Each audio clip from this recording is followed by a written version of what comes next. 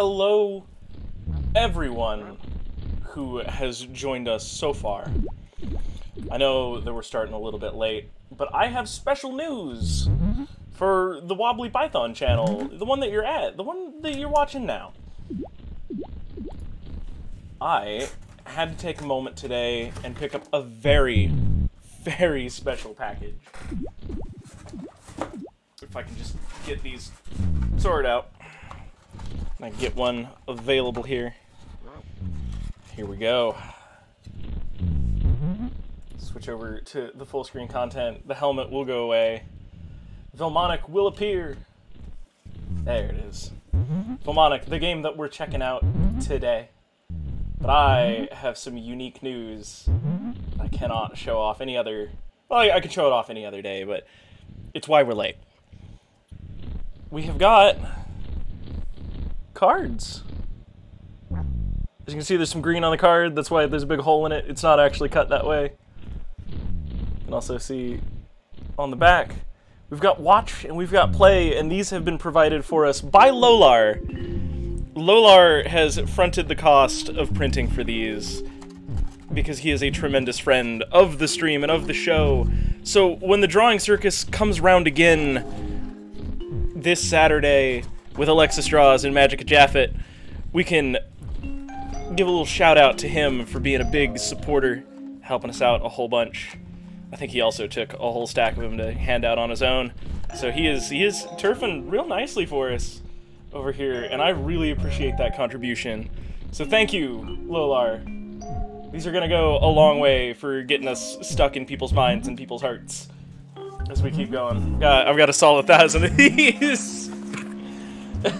They're already a little obsolete because we've got a special drawing circus this week, next week, and the week after that. So it's not every other Saturday, it's every Saturday right now until or unless people run short. So that's cool. That's real cool news. Oh. Alright. So we're getting into this game, Vilmonic, because it is a solid winding down title. Very pleasant one. And that is exactly the thing that I would like to do. I would like to wind down with everyone.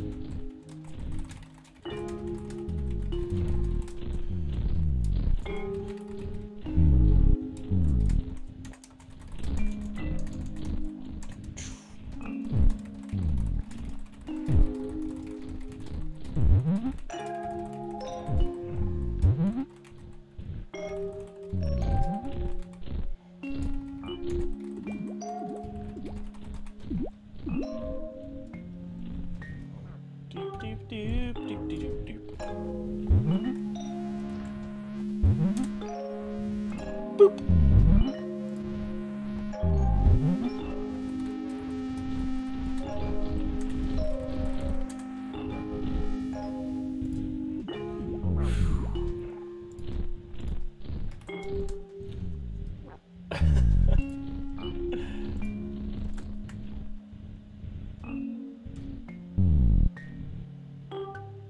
Oh, I'm running down the list real quick. Throwing out our links. You know, reaching out to the community.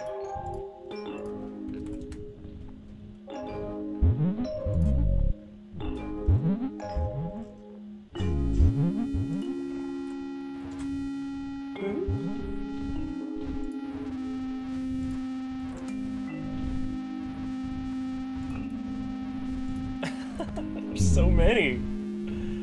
There's so many places.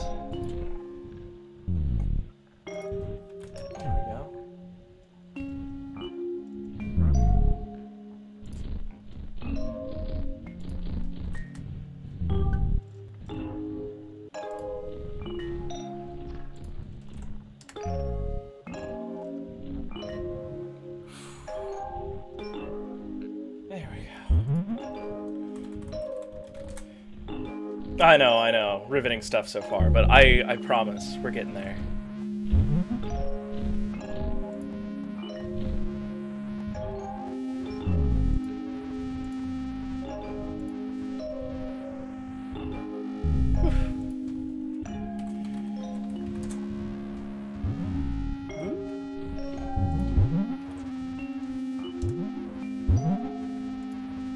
The only place that it's difficult to throw a text post out is definitely Instagram.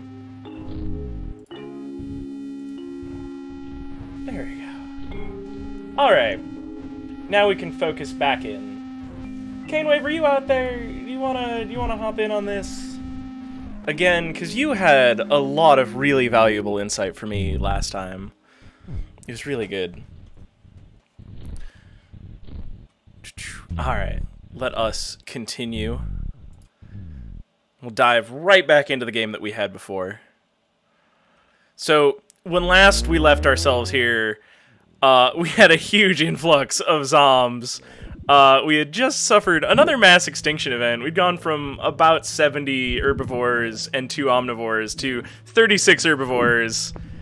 Fungals everywhere. Like... It's, I've done better work. We've got some amphibious creatures that are up here, and I've got some desert highland that's sort of in between them here and there. So we're gonna try to get some dry land critters. And I had a plan for this section over here. So we've got a very wet environment right here, and I want to keep it fenced off a little bit. But I also want to dig down. What all's in our pants? We've got a lot of fungus just in our pockets. Whew. So we're going to need to probably make another crate as we're going here. So this game is a little difficult to explain, but it's sort of like a biology simulator. We started yesterday with a single animal in a crate and some mushrooms that were growing around. And everything is evolving and moving and changing dynamically. And I think still the best way I have to sum this up is that this is exactly the kind of thing that Princess Bubblegum would be using to simulate new candy life on Ooh. So we're trying to sort of shepherd life. And when it comes to the shepherding part, I ain't the greatest. We've got a lot of life. You know, fungus and animal and, you know, all sorts of things.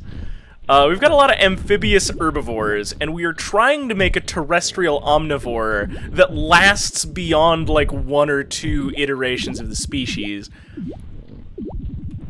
Yeah, like interactive Conway's Game of Life. And I think our developer, Mark, has got more things in that line. I'm gonna bring Canewave back in today because he ended up being super valuable yesterday. Oh, hey, look, I'm late for my own event. Oh. So, one thing, I showed these off before we had a bunch of people in here, so I'm gonna show them off again, just since we've got our crowd of regulars in for the time being here.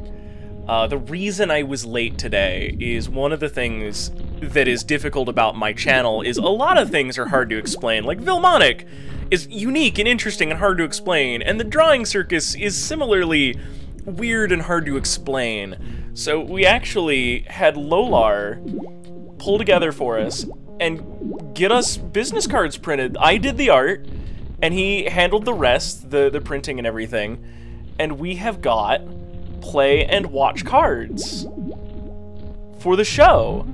That the next time that I'm at an event or a convention or helping out, you know, my friends over at Mystery House Comics or you know volunteer work, or somebody's just interested in the show, I can pass one of these off to them and give them a direct line in here so we can continue growing, so we can get more topics for the Drawing Circus, so we can get more interesting games like this one to play for like a week or so. All right. Canewave, let me grab you and pull you in here, and I want to feed my plan to you live. What is up, my dude? You are quiet. Oh, hey. There you are. Cool. I didn't know when it was actually gonna happen. Sorry. Just kind of yanking on you there.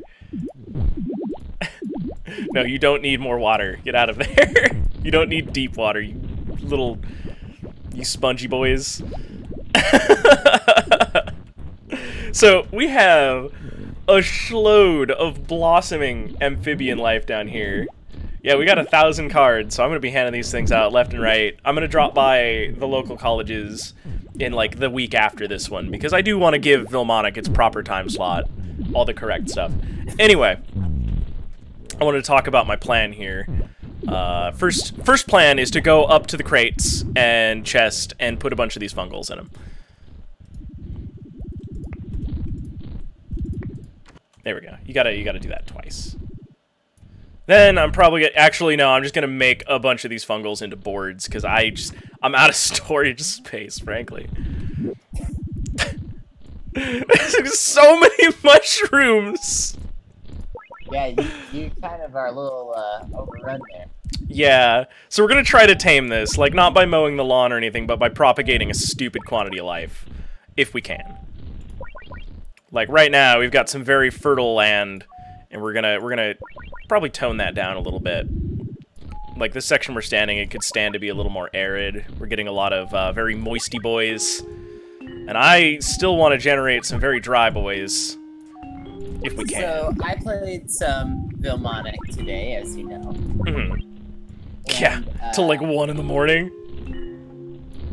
I played a little bit last night, but I also played some this afternoon. And I had a lot of success generating a large number of omnivores with a biome that I created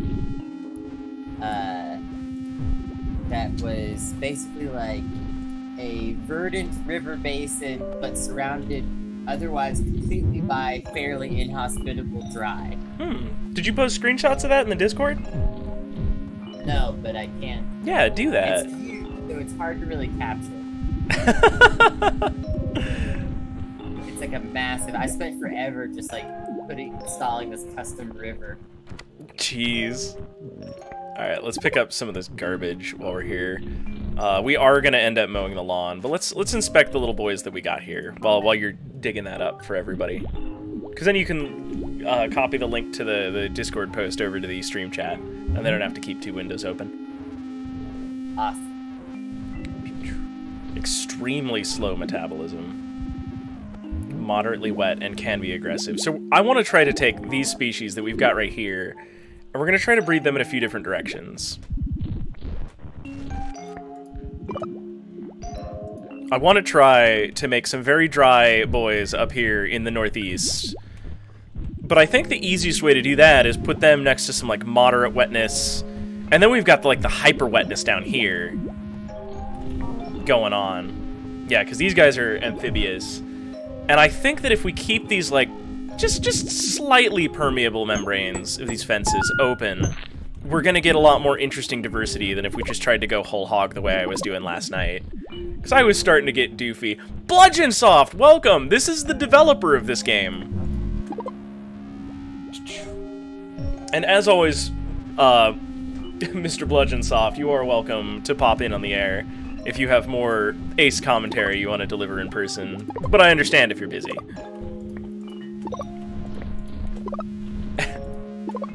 There we go. I'm going to try to get these red fungals to come up. Reds and purples and things. Oh, yeah. Alright, I'm going to post a few screenshots to your Discord of the thing Excellent. I was working on today that created omnivores very successfully.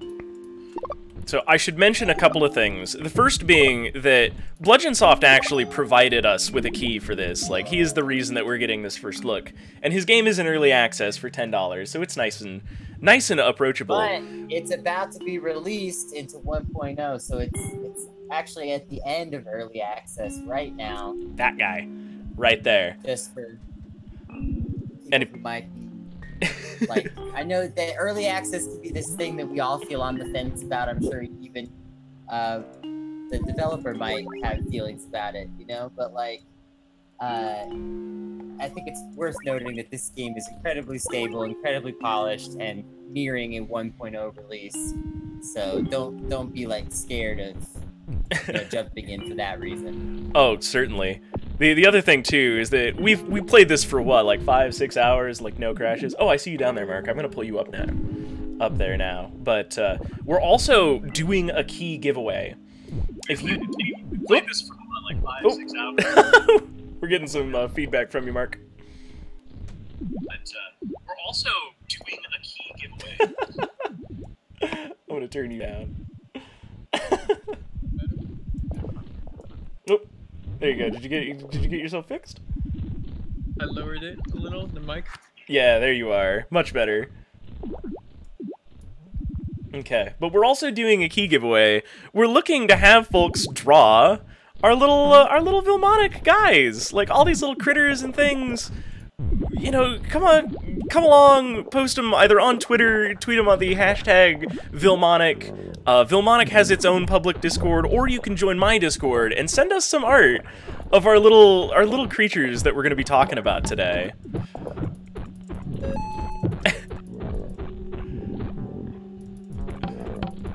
So I'm gonna need a bunch of dirt if I'm gonna make this into a Highlands. Wow, there's a lot of plastic bottles buried at exactly this location.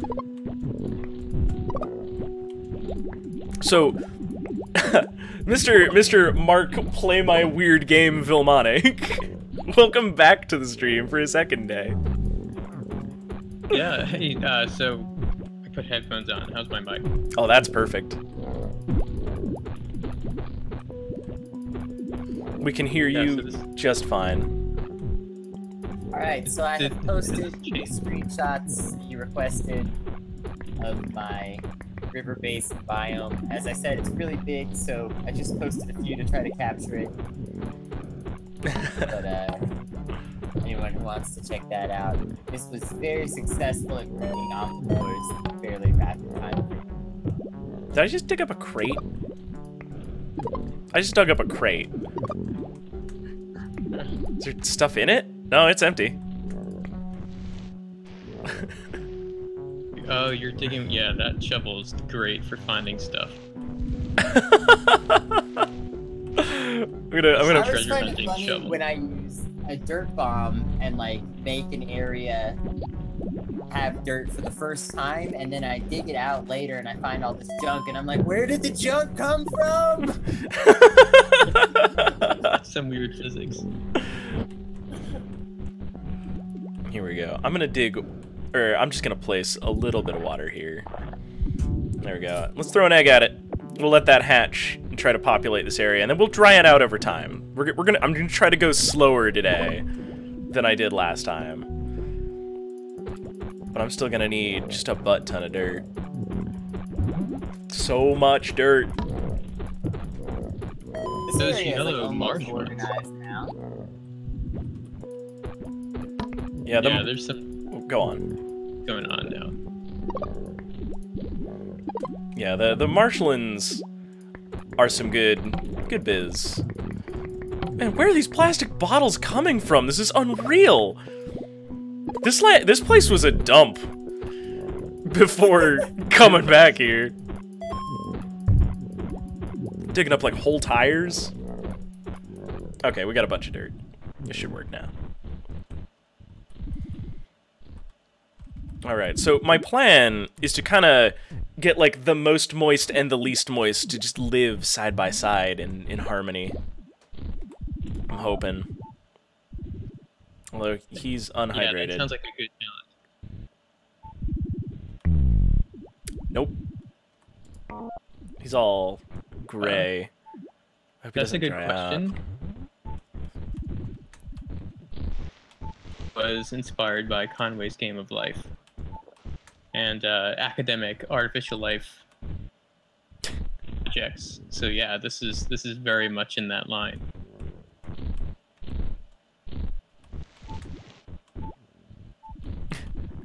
I think this creature might be too slow to live.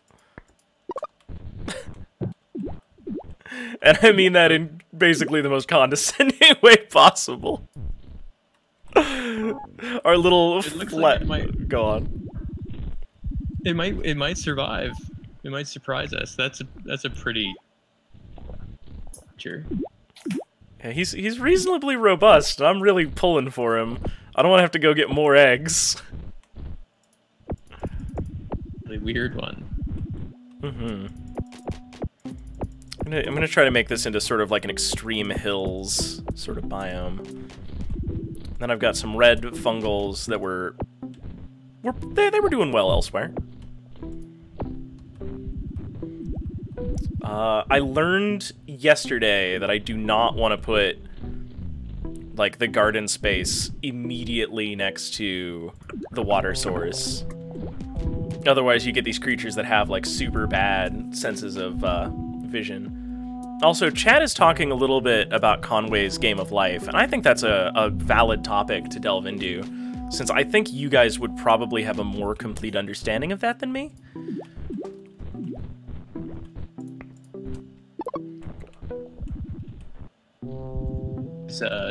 It's pretty much a bunch of pixels on a grid, and every round the pixels kind of look at their neighbors and run a few rules, decide whether or not that pixel lives or dies, or the neighbors live or die.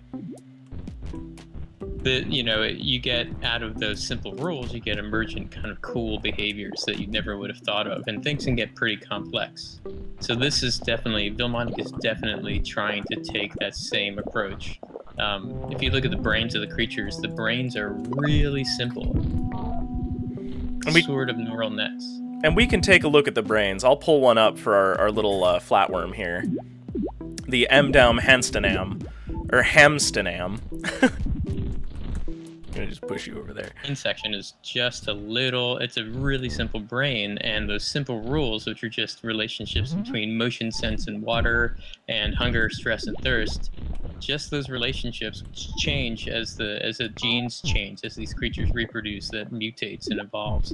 Those little rules are all the behavior of these creatures. So everything you see them kind of hunting down each other or tracking down food, all of that just derives from very simple rules, just like Conway's Game of Life.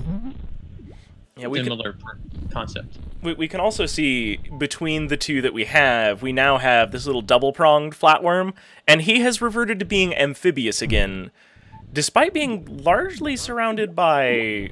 Oh, I see. He's trying to get to that water across the fence, and he died, because he's too dumb. Really, what you're seeing there is just that there was a unlucky mutation in that gene. That creature just was not, that mutation was not a good one for that environment, so it died. That's natural selection right there. Unlike these ones down here that we've got, a pretty reasonable... They've been going for a while. These ones are definitely amphibious because we've got this fenced-off marshland that they cannot get past. And as you can see, they've adapted really reasonably to, like, the fungal growth rates as a food source, and also to just the marshy, wet conditions. But if I were to take one and shove it, you know, next door like this, up into this dry highland, you can watch the stress bar and, like, its hydration, you know, just dropping super rapidly and things. Actually, it might be able to survive it. I think it's really great to note what a successful, small, enclosed biome you have going there with your little swamp. Thank you. That's like, it's able to regenerate itself for a long time, and you know, there's a good chance it won't necessarily last forever, but at the moment it has gone for a considerable period of time with basically no input, and it's still capable of functioning as a little biome, which is always, like, really exciting and fun to see in this game, I think. Mm-hmm. Yeah, that's definitely true. Those little biomes, it's essentially a closed little ecosystem. It's not totally closed, but if you were to totally close it, it becomes kind of hard to balance. And some of those, sometimes you'll see, like, a mutation erupt that just kills off the whole population. So it is kind of cool to watch those populations live and die. Yeah, of which I think I need just a little bit more moisture available in that northern drier one. Making dry critters is really hard because we're trying to evolve these guys into a point where they are packing around enough water that they can make these larger treks. But to do that, we have to, like, wean them off of the moisture. And to do that, we also need to get fungals that are capable of growing in drier climates. So we have to manage a lot of factors here.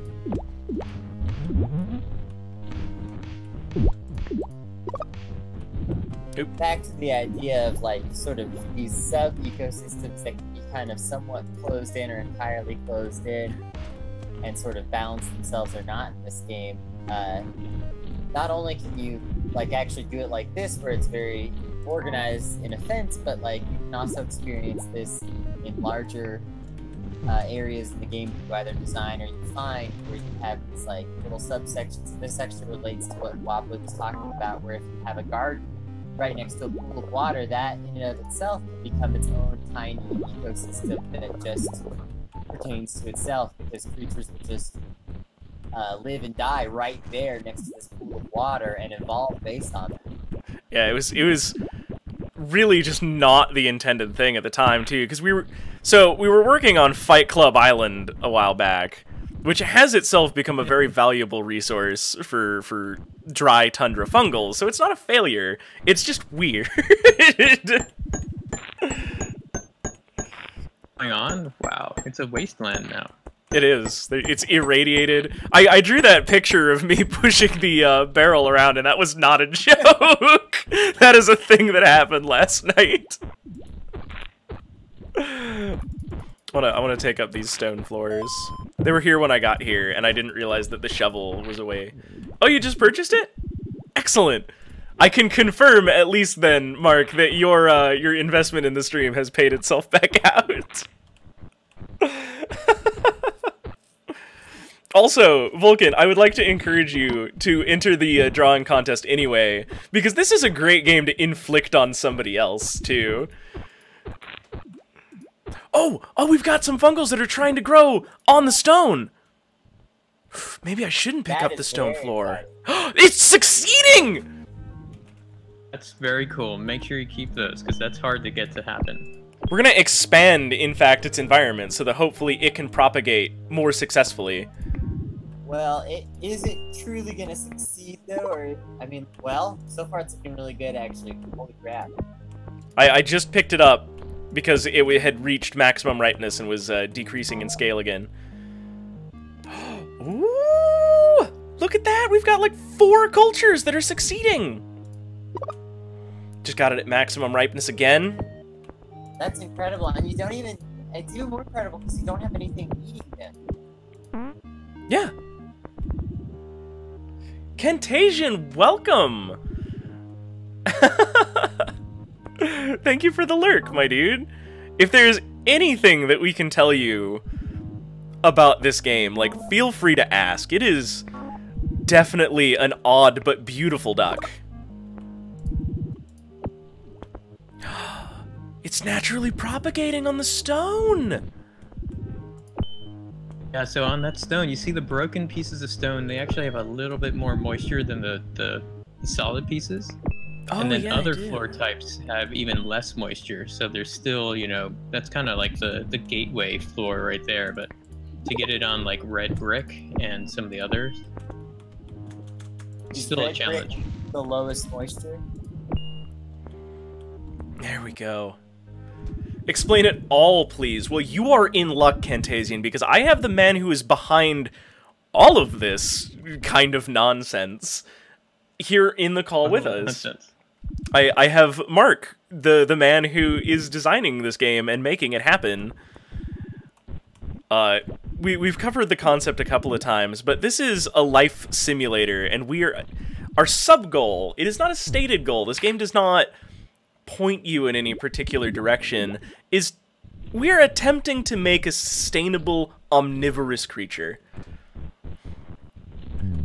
Mark, if you would like to go on with like the grander concept, like the elevator pitch. Like Yeah. So these creatures, you know, we started this game. This island had nothing on it. We had one creature and one species of mushroom. It was a herbivore, and we've been trying to kind of figure out ways to push it to evolve into more of an omnivore, or even eventually get some carnivores in there. So yeah, all of these creatures are, their bodies and everything, their physiology is all based on their genetic code, which you can kind of see, that are determined by their genes, and their behavior is all determined by genes. And so you get these species of really weird creatures that you know, have emergent unexpected behaviors. So that's the challenge. We want carnivores, but it's kind of hard to do. They end up eating each other and eating their own eggs, and so yes, right now. All right, I think it's time for us to take a next step in this.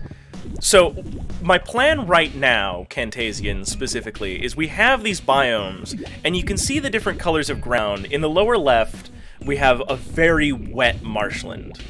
And in the upper right, we have got sort of like this moderate depth greenery, placid pastures. And you can see it's evolving some like larger and taller creatures than the ones that are over in the northwestern one, which are these very flat, disc-shaped creatures that we brought over from the very north, but that's not important. But I'm trying to create these semi-permeable membranes of these walls to encourage this transit of creatures between the different sections, because I would like to see the way that they intermingle and these different biomes interact.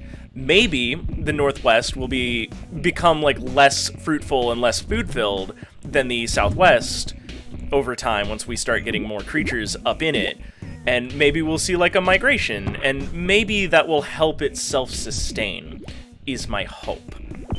The reality of this situation is that I have caused 3 mass extinction events in the single night of last night, and that is probably going to happen again. You get away from that! No, no, no, no, no! Oh, also these things like to eat their own eggs. And I'm pretty over that. To be fair, they don't really favor eating their own eggs in general, but they are opportunistic. Let's just put it that way. Oh, most definitely. Now, there's no food. Oh, go on. Oh, I was just gonna say, yeah, that kind of helps keep population explosions down too. Get these crazy population explosions where they eat all their food and just kill each other off. But eating their eggs can be helpful.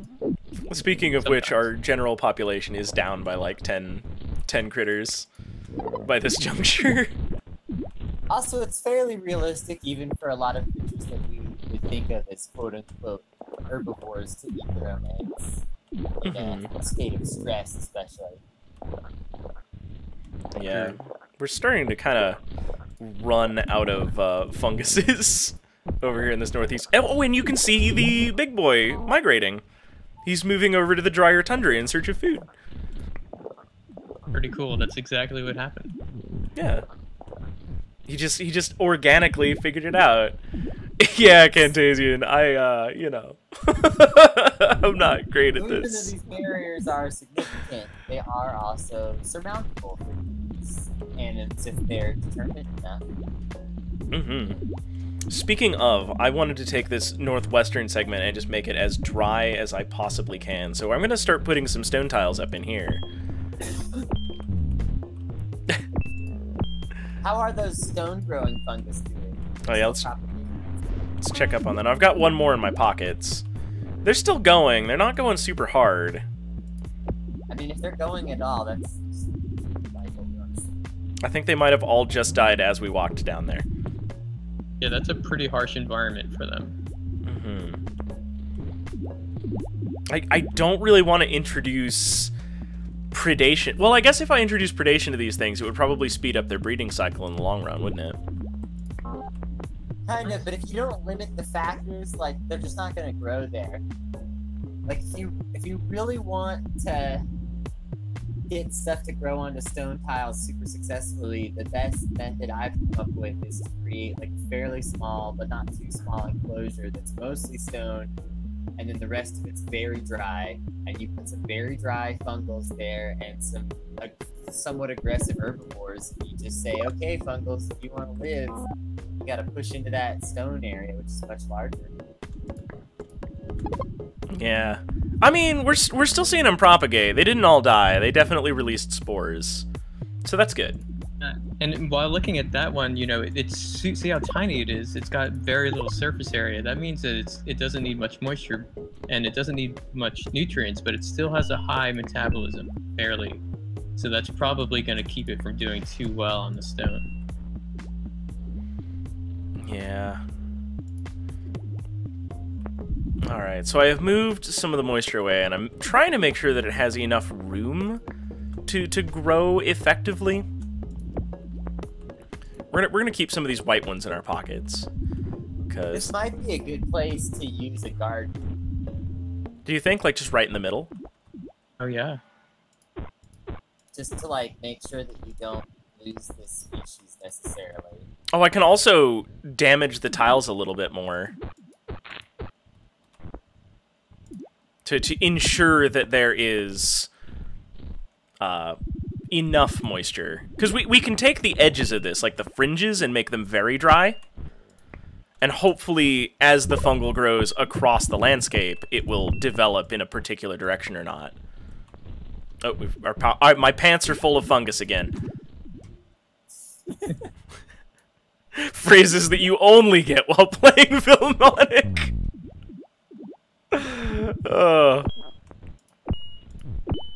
Yeah, because if I apply a second set of stone there... There we go.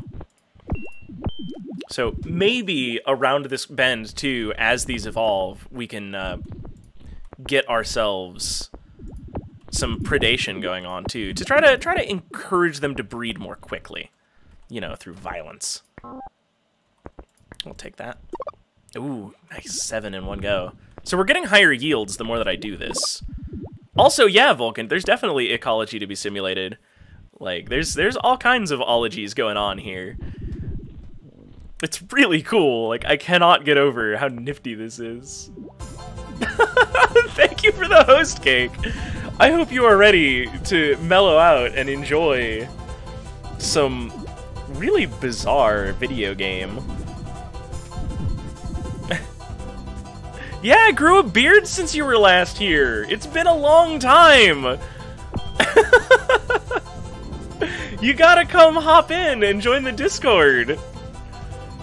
What is going on is that I'm still your fabulous host, but now we have leveled up and we've got new and even more interesting content than we had prior, thanks to a lot of developer participation, including our boy Mark here, who is in here co-hosting on Philmonic. And I should start asking you some more pointed questions about this game, specifically, while I got your ear. So, there was something that I thought about yesterday. I talked about the aesthetic and the fact that I really love the pastels, but I didn't ask you what specific art tools you were using to create all of these, because you are the man behind that also. Do you have any, like, hot tips or recommendations or, like, trials and tribulations that you have experienced while trying to craft this wonderful, wonderful little game? You know, the whole world of pixel art, there's so many people who have really good tips. Mine, you know, I actually just use a really ancient version of Photoshop that I've decked out, like, with custom actions that kind of help me. Like, I have little key commands that will flip something, you know, horizontally or vertically or all that kind of stuff. So I've decked it out, but it's an ancient version of Photoshop. So we're talking like CS2 way back in the day. I've got CS3, yeah. That's my version. That's pretty classic these days. Vintage. Yeah, so it's pretty funny, and you know, that plus I have a whole bunch of developer tools built in, like hidden under the surface of the game, that I can kind of just open up, and they allow me to process images or swap palettes and all that kind of stuff. I am really glad we were there to catch these guys while they were growing. And be able to get these incredibly resilient fungals. Sorry, totally unrelated. Yeah, you know, one thing to do, maybe as you analyze those, look for some that might have a mutation in that metabolism, where the metabolism's lower, because those are the ones to get. Oh yeah, to make them even hardier. So they need even less nutrients. So now that we have a food source that is super consistent in this high grounds, I'm gonna open up this barrier too. Make it a little more accessible to our creatures. Oh look, they're growing legs! The legs keep getting longer too. Oh, and they're starting to get a little more aggressive. Maybe we'll get our omnivores yet. I'm hoping. Hopeful. Yeah, there's some positive attraction emotion there that's going to make them aggressive. Excellent. Got some... we still got our blind little moisty boys going on here. But we'll see how they go. Really thriving down Hmm? there. Got some thriving groups right there. Mm-hmm. This southern pod... Oh, hey, they've turned red again. Oh, they're increasing in metabolism, actually. Maybe that garden's having an adverse effect. Yeah, I think that probably helps them kind of compete to get that food. Yeah, let's take away again. Yeah, those down there, yeah. Yeah, I guess Yeah. it just wasn't worth it. I don't think But it would be cool if you could keep them red. it would be. There we go. I'm gonna take that away from them, make them starve a little bit more. All right, that's an entirely different color again. We gotta make some more lumber. I keep getting into a situation where I've got just too much stuff in my pockets. So this game does have crafting, but it's got a very positive, like, resource loop. It is hard to run out of stuff. Maybe it's easy to run low, but not out. Yeah, no, that's definitely by design. It's to keep it kind of mellow and allow you to be creative. Too much. This game is a very good, like, wind down title. And that brings me to a thing that we didn't explore yesterday and we need to explore now if we're going to give this game, like, the fair shake. We've got a sequence of beverages that we need to try inflicting on little beasties. This one requires radiation. Very interesting. Very good little system. Can you put lumber on the ground and use it as a place? I don't think you can use it as a place for fungi to grow because it becomes these fences when you set it down. You have to use yellow mushrooms to turn it into blocks, and then blocks can be turned into the wooden floor, and then fungals can grow on those floors. So the answer is yes, but. Right, and wooden floors have more moisture than the stone floors, so that's a pretty good place to get mushrooms to grow. Mm-hmm. Ooh, you should be Especially if they're broken. exploiting that, dude. It'll happen in a little bit. I'm trying to increase the height of this northwestern thing because I would really like to see some of these critters at some point branch west and start getting us some, like, super dry boys. Oh no! North Fight Club Island seems to have suffered an extinction event. I guess we changed the environment a little too rapidly at the end of last night. Let's see what these guys over in the free range section are doing.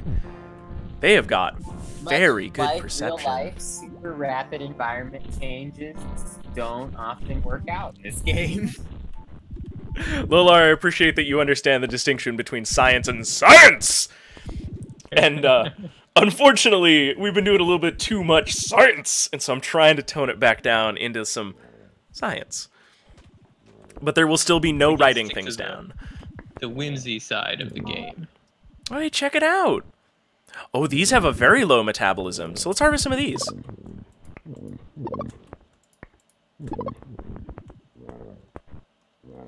And then bring them over to very dry island. Cool. Look at that, whoa. There we go. Let's try to get those going. The most successful thing I've been doing is a lot of the agriculture stuff, in case you hadn't noticed, chat. Oh, that's wrong. That's not the thing I thought it was. Oh, that's a good way to get there, though.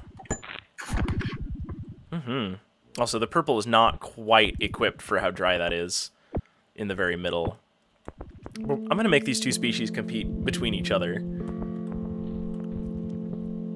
And hope that that doesn't murder everything.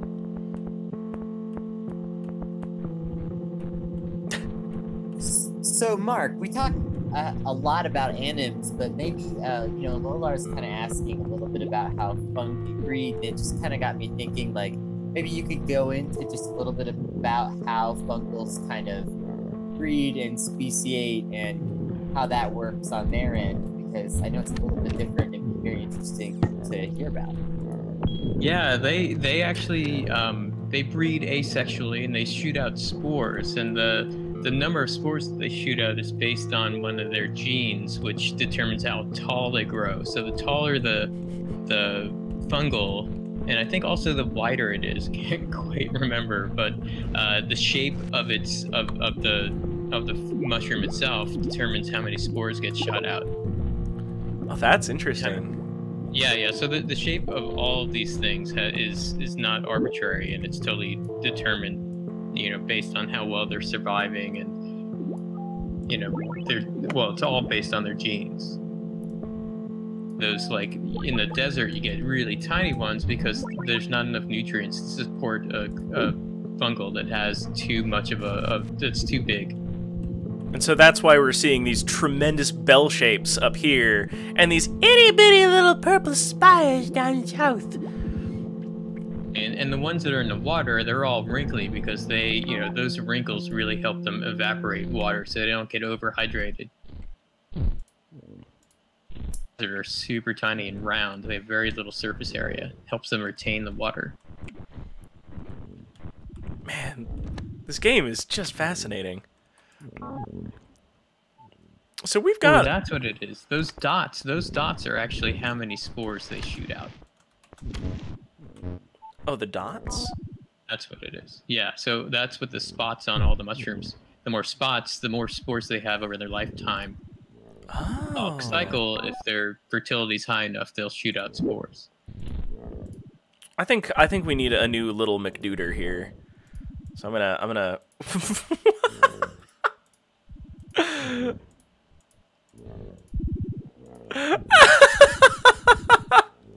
Every time we get into this menu, I lose my mind. I'm so sorry.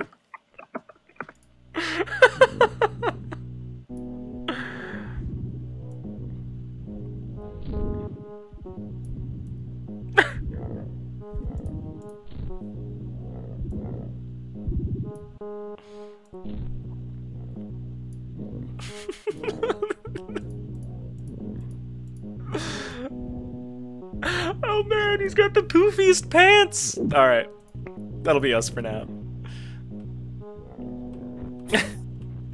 It's a good look. It's a good look. Mm-hmm. It's very high water pant fashion. That's how you know he does science.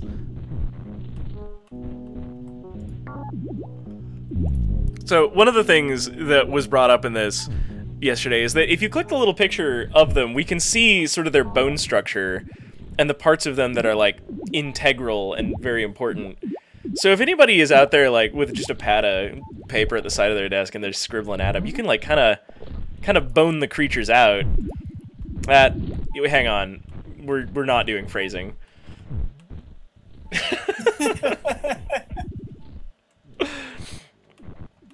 So we're sort of letting life take its course here because I noticed that we had a good terrestrial in the west end of this, and I've moved him over.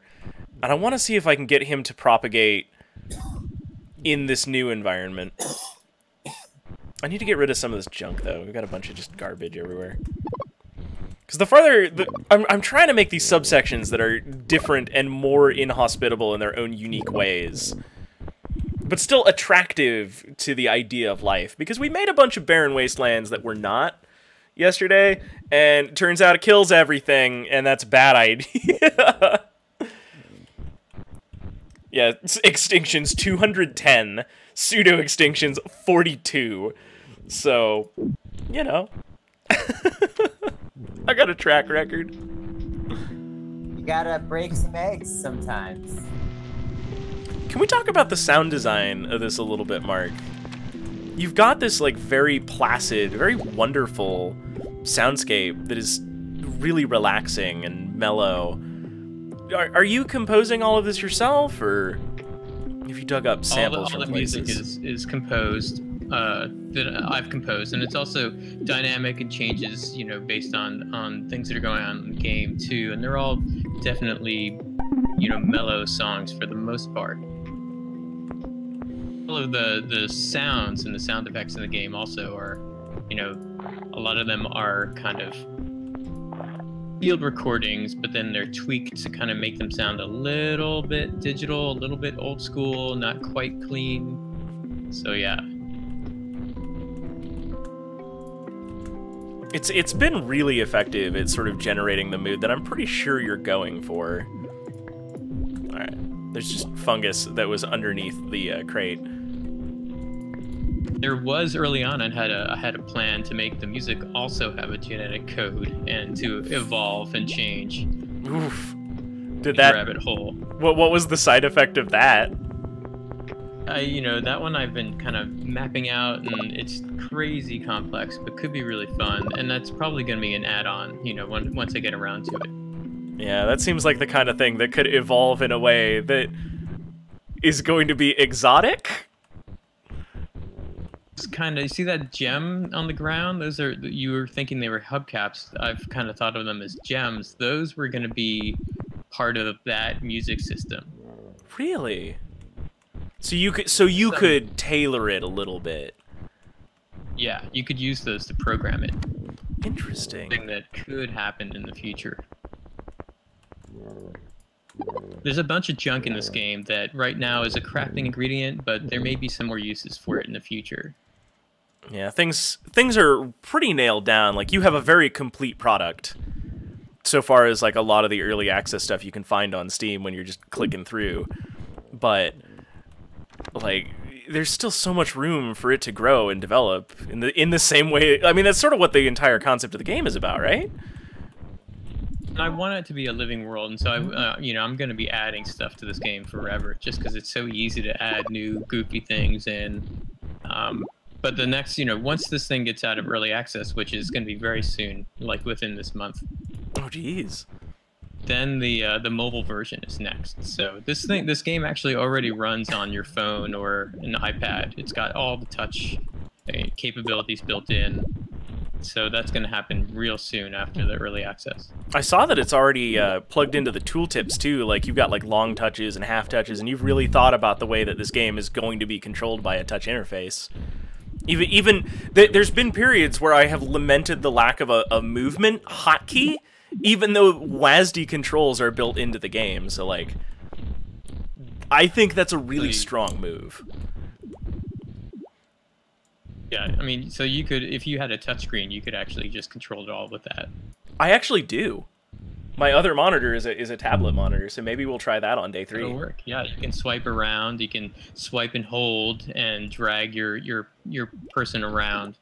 Yeah, the Android tablet, so the Android tablet and iPad is going to come first, and then I have to tweak some of the UI to fit it on a smaller phone. So tablet's definitely coming very soon. I cannot tell you how excited I am for that. All day today, like, I posted, I mean, even like a sticky note doodle, like, I have not stopped thinking about this game. And like, I just kept looking over at my phone, and you know, Discord was open, and I was keeping tabs on all of y'all folks that are part of the community, and I was like, man, I could just have Vilmonic running right now. Like, I could have, at the end of my workday, a whole bunch of weirdly evolved animals to like document, or even just like on lunch break. Yeah, that's super fun. In testing this, I've just let like certain machines just run, and if you're lucky, if they don't all die off, you get some pretty crazy weird stuff. So I'd like to bring us back up to speed with our sort of semi-permeable membrane here. All of the super flat guys with no legs have migrated east into this slightly moister area. But over in that western area, we're starting to get these guys that have like long legs and faster movement. They're definitely terrestrials too. Whereas across the pond, I guess they're still terrestrial. But they're definitely getting a little wrinklier over there. Getting moist like these fellas down south. Which you can see are just kind of blobby things. These are all of these can be aggressive too, which is good. You know, Mhm. we're on the right track, sort of. Yeah, those ones to the north are more aggressive. They've got to control Those that could be our- territory. Yeah, down south it's rarely aggressive. That, you know, there's less fungals there. It could be that kind of pressure. There could be more competition. It's hard to make that kind of competition, but still have it be a distinctly winnable sort of competition. Just all die. Yeah, that's what happened to Fight Club Island a little while back. I definitely had one of those experiences today where I watched 2 prized omnivores that were the only 2 of their species charge each other and both die simultaneously. Just lock horns and you cry.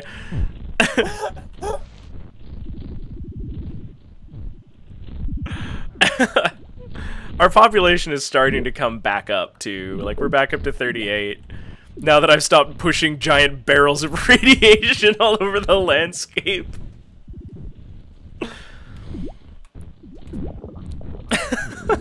Oh, heck.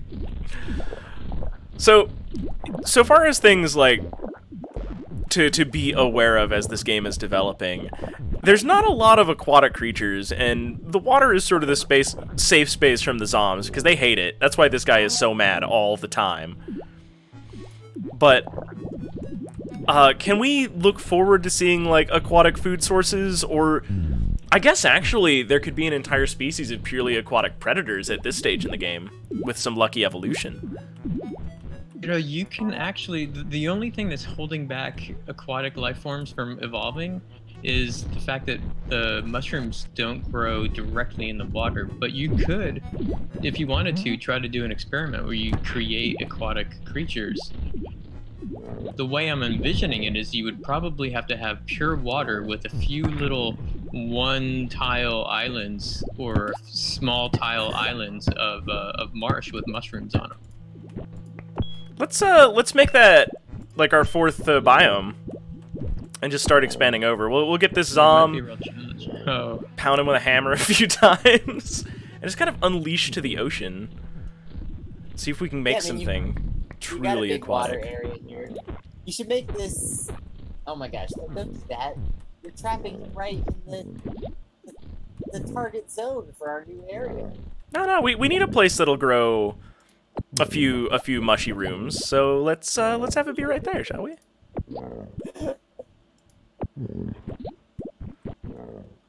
Because I don't think we have anything that is aggressively moist. We've got some moisty boys, we got some amphibians, but we don't have anything that is like the wettest. And I think we need that. yeah, so, you know, once you get carnivores, you can actually, they will eat the zombs. Yeah, but that And as last we saw time- last night, that's kind of dangerous, because that antagonizes the zombie horde, and they just, you know, the more zombies that die, the more that come in from the ocean. So you get overrun by zombies. Which is yeah, actually kind of fun, because there's some other stuff that happens at that point. for the minute though, I think I'm gonna let that not be a thing. You know, just for a bit. Let's make- Zombies, Maybe you on know, Friday. they do things once they're swarming that we haven't seen yet, and so, but it is a challenge. Here we go. I've got a mushroom that is out there, and it's gonna be a little bit difficult for something to get over here. I hope that there's enough like fungus or enough space for these guys to propagate on a single tile, but we'll see. Get a few different kinds. I'm hoping that I can bait critters like out further and further away from the land masses. You could always push one of those really wrinkled ones out. Oh yeah, we will as soon as it's ready. Like, Lion, what's your current record for how long you have taken to set up a thing before introducing anims? You posted it somewhere today. I mean, I don't really know what the record is, but this most recent game I spent at least 4 hours before I actually opened the Andon box, just building stuff. Alright, oh, that guy looks super wrinkly. Let's do it! Watch, he's gonna be terrestrial. No, he's amphibious. I'm thinking about this amphibious creature thing too, and I'm thinking about like if you created a fairly large area with a few, like not super small, but like relatively small islands, and then started creatures on those islands, and then maybe you could eventually sort of like force a predator into the water, but I don't know. Here we go. I've got... Oh, he died. No, you get away from that egg! You get away from it! No! Man, you guys sure like eating your own young.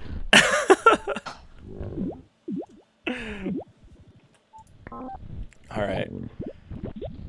We've got enough of these amphibious creatures that I think we can get by. Just kind of throwing a couple out there into the even more wet. And luckily I got some that are perceptive enough that they are hopefully not going to get totally lost without food at any point. Although, just in case, I don't want them to get caught up. So let's open yet another avenue for evolution and migration. There we go. There it is. Oh no! Our driest of boys have all died. Ah! Phooey. They may have migrated. It's true. Although I just pushed an amphibian out into... Don't you dare eat that! I hate you animals so much sometimes. Please, for the love of all that is holy, stop eating your young. It seems like you should open up the area between the swamp and the ocean a little bit more, and then like work with that little border zone a little bit. Yeah, I'm just gonna remove the fence here. Oh man, I guess our Moisty Boys have decided that all this water bites and have already run back home. I mean, I'm impressed with them. Yeah, for figuring it out so quickly. That this Yeah. place sucks. See, I think you should make it more like the ocean is where they want to go because of competition in their environment. Yeah. Yeah, the water thing is gonna be hard. Yeah. Well, we're trying to force some reasonably comfortable anims into sort of biological extremes. So I'm facing sort of a struggle in both directions, where I have to give them enough without giving them too much. I think. Like, this game is really hard to set these goals and, like, reach them, but at the same time, it's always in place. I can see it. You know, I can see it out in front of me, waiting to be taken. I think you could add quite a bit more swamp to your ocean area and like make this transition a lot smoother. Do we still have a bunch of creatures way on the west side? Or did those all die so off? what's going on? What's going on out west right now? Let's go check the Wild West, gentlemen. Because this is like my control group. This is my, I'm not screwing with it. I'm just letting everything go nuts.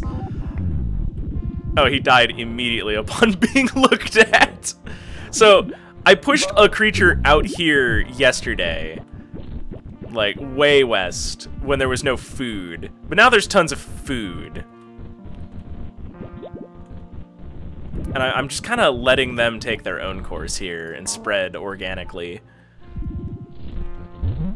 He's interesting. Yeah, you really got some interesting stuff happening out here. So, most of these creatures, I assume, are seen from the same perspective as we are seeing, like, our little boy here. So, like, kind of from the front. So a lot of these guys are, like, long and tall with tiny legs. Yeah, these might have evolved from those crazy pill-shaped ones you had yesterday. I think so. We've lost most of our micro ones. They were up north, and that seems to be where yet another extinction event seems to have occurred. Our most recent one. 3 of 3. We had at least a few extinctions caused by the zompocalypse last night, I think. Yeah. There's also, like, a lot of shepherding that I wasn't able to really focus on particularly. Yeah, like, these huge fields of fungals with, like, basically nothing eating it, so... Yeah, I think... that can't last forever, really. No, I think that we will just see, like, a native population boom at one point or another. I think I've got too much fertile land right here. It's creating another, like, fungal forest situation. So I'm gonna create an obstacle there to that.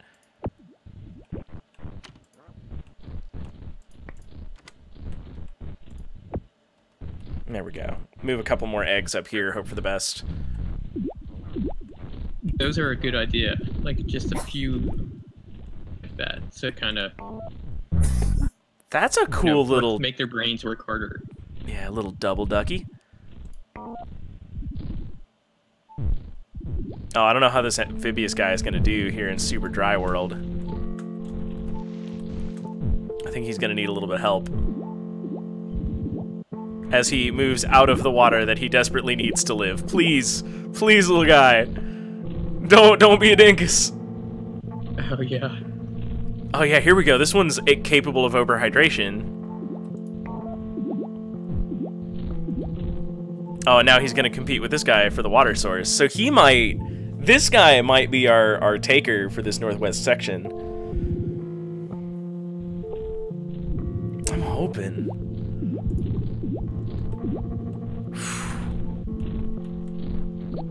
Oh, I wanted to water bomb this after. What is that tiny creature that's like barely moving? It's barely moving? There. Which one? There's a couple of those. Oh, the little one up in the fungal forest. Yeah.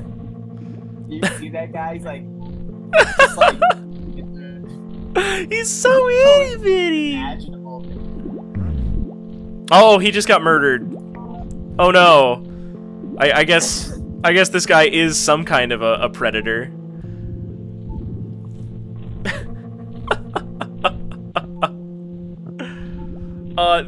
The details for the drawing contest, I don't know that we have put them on the Discord now that I think about it.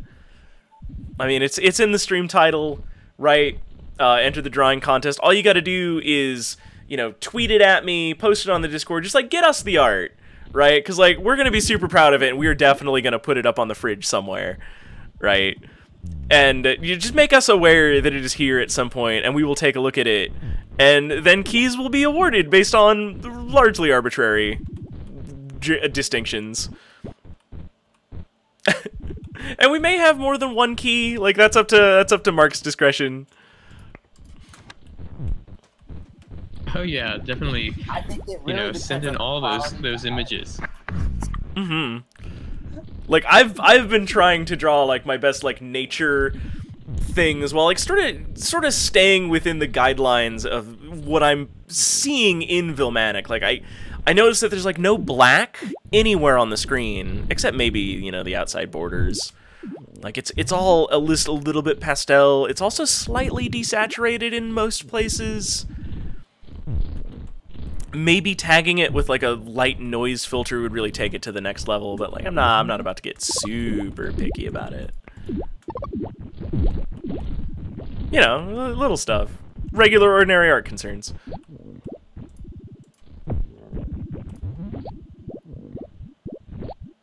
There you go. We're starting to populate the oceanic section too, and we're seeing some. When is the entry deadline for the art contests, my dudes?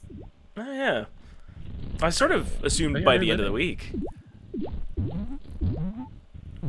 But I mean, it's up to Mark. I'd be willing to curate and watch for that stuff for longer than that. Like, I'm gonna be playing this off and on, like even after our week of like dedicated time slots for it. This is sort of like a cozy, familiar book of a video game, even though it's so bizarre and alien. It's hard not to get like wrapped up in this.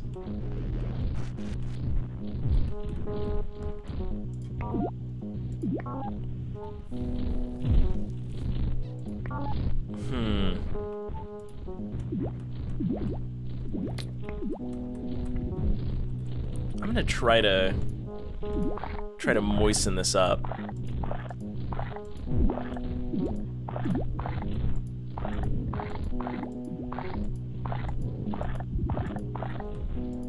Make a superior gradient of dampness. Try to encourage these little marsh boys to get out here a little farther. Oh, they're struggling so valiantly.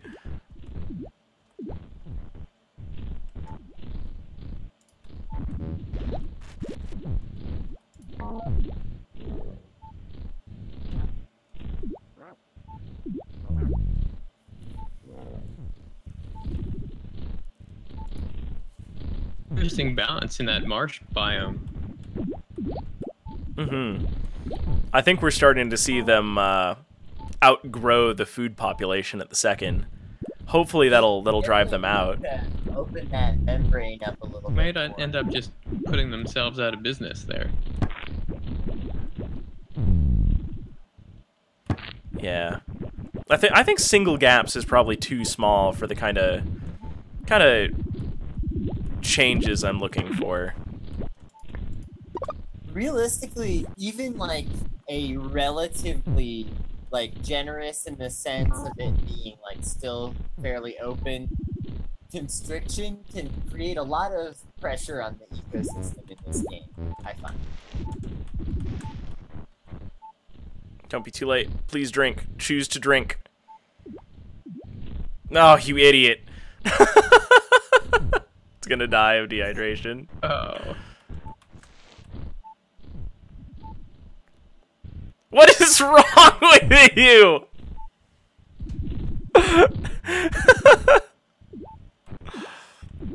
It's like refusing to drink from the perfectly good moisture pool that I am providing for it. Like, I am literally holding the horse's head in the water. You know? Oh, dang you. Oh, you know what? It's got a... When it's stressed, it doesn't like water a little bit. Oh, so it didn't want, like... It stresses. It didn't want that much water. It was too much. It was really high, so... Alright. You know what we're gonna do, then? We're gonna turn that pool into, like, a marshland. Whew. It wanted to be comfortable. You know what that thing was?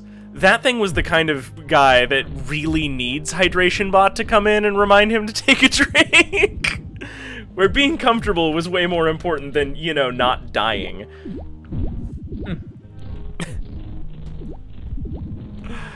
Oh, jeez. We're making progress. We're repopulating the Northwest, and we're doing it organically, rather than me shoving people out there. Don't you dare eat that egg! Don't you dare eat it! This Eastern Ocean area is still a mess, man. Like, clean it up. Clean it up? Like... I'm not sure what you mean. It's perfectly moist. Just look at it. Oops. I'm just here, by the way, folks, to be Wobbly's annoying coach every time he tries to slack off in this game a little bit. I mean, you two are actual experts at this game, like, very good at it, and I have had I'm no expert. the tutorial, like, a couple of hours, and now today, to sort of poke at It it. still blows my mind fairly regularly. starting to realize that I am not the expert in this game. I need to just sit down and really focus on it more. I just kind of let things go and die off.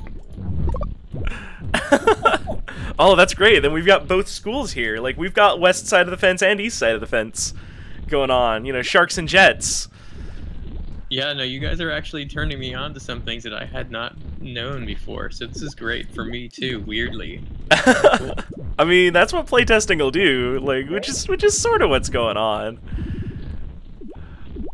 I'm enjoying, like, the encouragement to both try to affect these things, and also that you guys are along for the journey as we simultaneously, like, get irritated with idiotic animals and, you know, all that good stuff.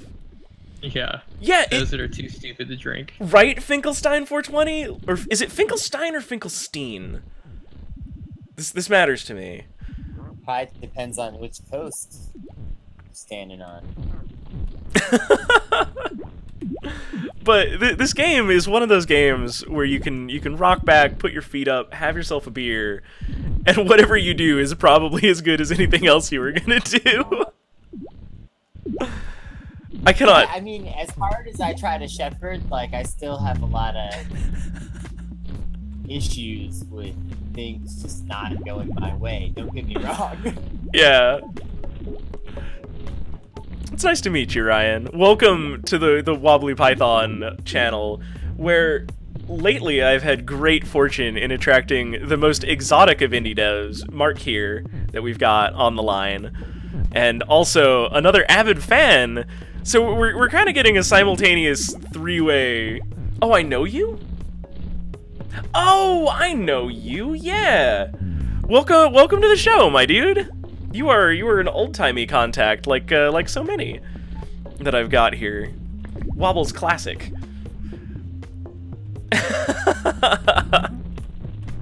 You get away from that. It's great. It's great that people are choosing to tune in for this because they're really, you know, they're getting to see something awesome. Mm-hmm. And if you're still on the fence about it, we are still running that art contest, and I believe our entry deadline, we just kind of quietly agreed, was what, the end of the week?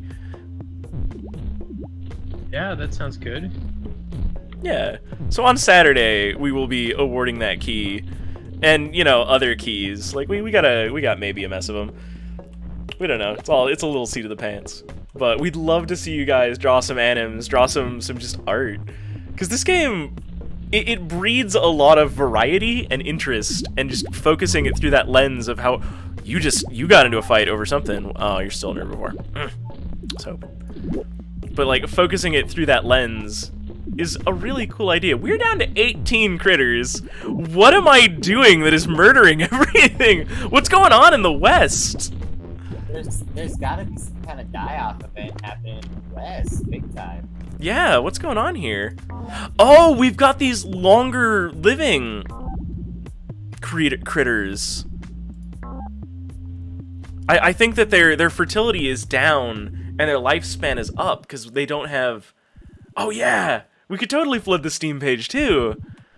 But yeah, I mean, just get them to us. You know, hit the Steam page, hit the Steam community, hit Twitter, tweet them at either me or Mark. You know, you can find me at WobblyPython. Post them on either of our Discords. Like, we're watching for them. We're really excited to see what people can do.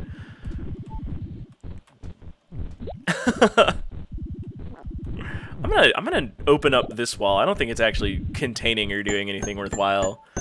If anything, it's just hindering additional weird biodiversity that could happen.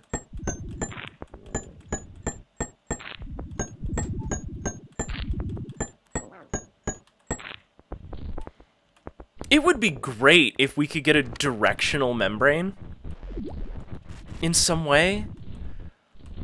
That's a great idea. Like, it's probably a kind of cheating.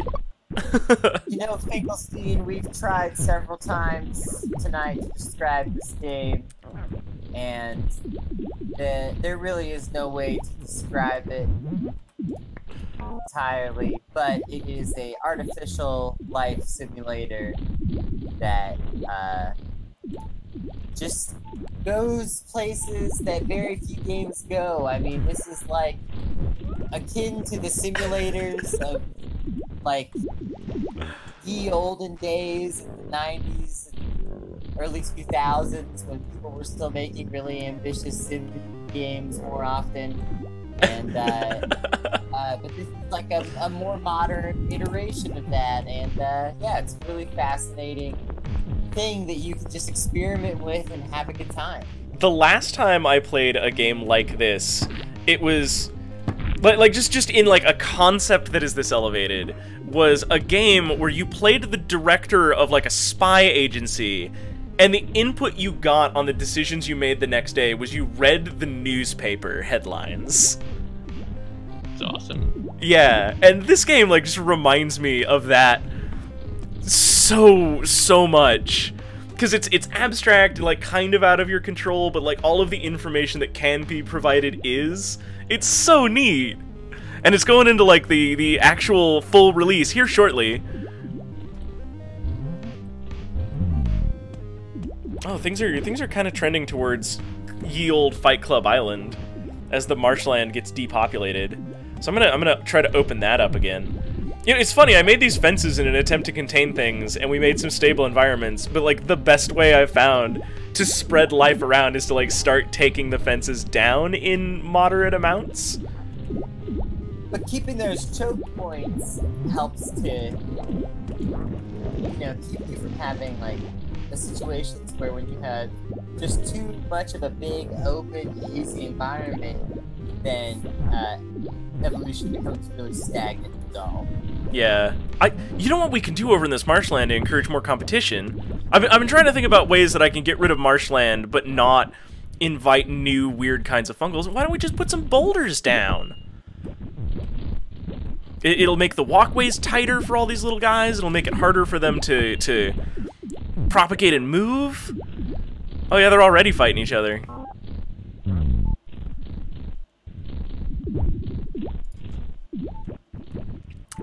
So definitely just a little bit of constriction will really quickly create changes in behavior. Yeah, you saw I shoved one of these things way up north because it was just, they were definitely going to out-consume their food supply in just a couple of creatures. You know what? I think I'll encourage that. You can go down there, little buddy.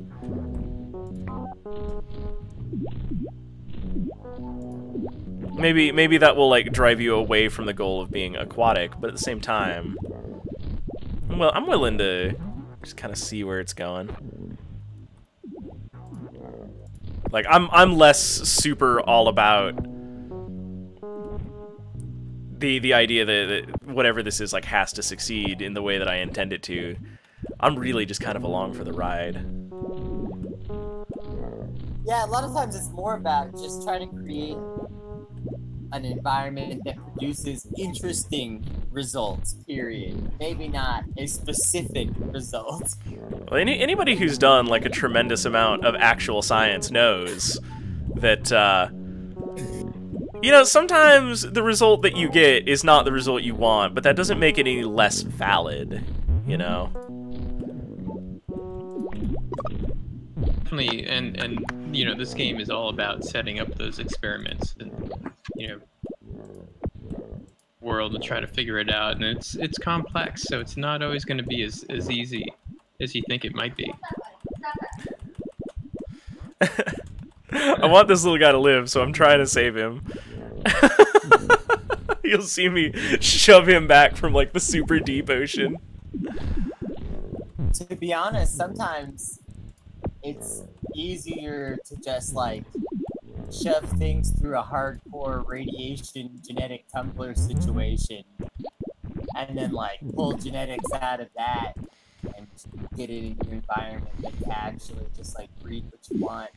That's really possible. Yeah. And you know, the weird thing about that is that that's how they do things in real life too. Right.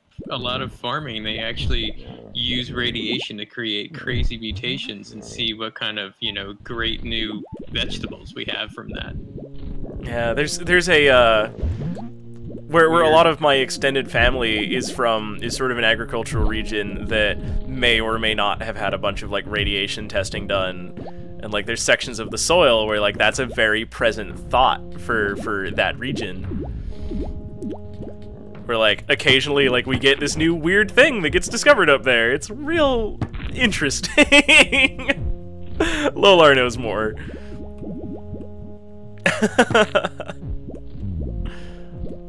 Oh, too much food, not enough hydration. That guy's toast.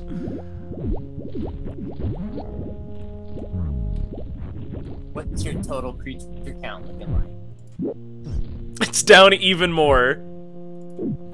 Dude, you gotta do something. I don't know what's wrong is the thing. Like, we've got this, like, thriving ecosystem. And every time I come back here to the west, like, we've got these very advanced, like, highly perceptive, super mobile things. I think what happened at the end of Zompocalypse was you really disrupted some core parts of the ecosystem. There was definitely like an exchange of genetic information happening between North Fight Club Island and this north section up here that's cut off by this huge section of pavement. And then like that lower Zom area also, that was like really fertile ground where a lot of animals were doing their thing. And that's also gone. So I'm not saying that's the only factor, but I do think that the Zompocalypse was quite ecologically destructive on this region that you're going to have to do things to maybe recover it, like remove some of these extraneous walls and floors and add some other stuff. Although, I must point out, it looks like you got mushrooms trying to grow on the dungeon floor, which is very exciting. Yeah. Oh, yeah. We do. We actually have some that we're succeeding down south. But this is on dungeon floor over yonder, which is actually a little bit more difficult. Dungeon. Oh, you're right. Yeah, they're just kind of doing it. Yep. That's Creatures in the west have like zero metabolism almost. They're really slow. Yeah. It's so weird. Like, there's so much food, and they all just decided unilaterally, like, nah, we're good. Pulling them back from just overpopulating that area. I guess it's just that they're so slow. Yeah, I mean, our population has been very continually dropping. Alright, I need to be a little more proactive with my tiny hammer. Oh, right, that's what was restricting me before. Ah! No, I need the hammer. You get back in your box. Hang on. I need to move the hammers to like a button that is I need to put it into like my Quake controls. You know, put it on a button that I'm super familiar with. Just use spacebar to place the wall so it places underneath you instead of always using the mouse all the time. You want to dial that back to the part where I learned a new button? No. I did not know that spacebar did that, so, you know. Oh, legitimately at all?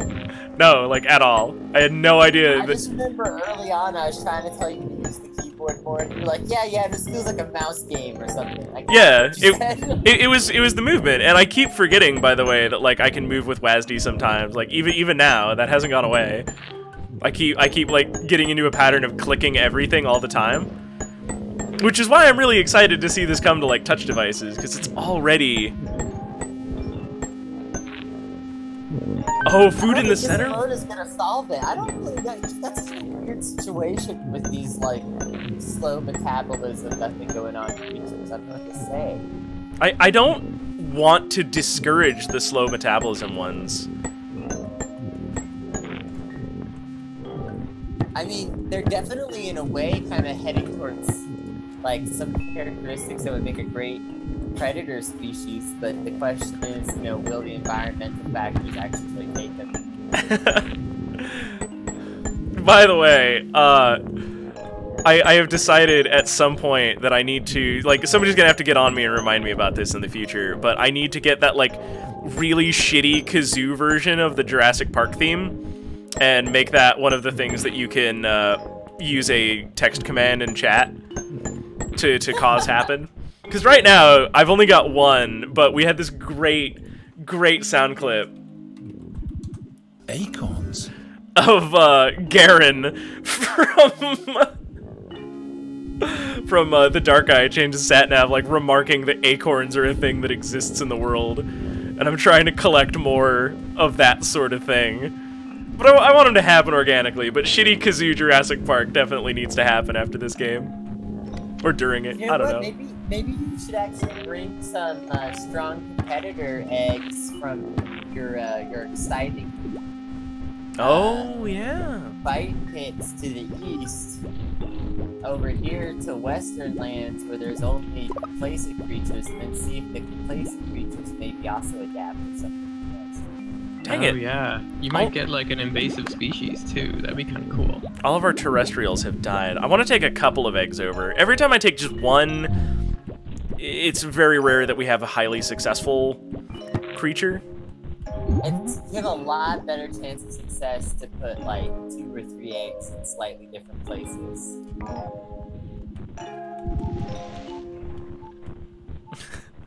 Which just makes sense.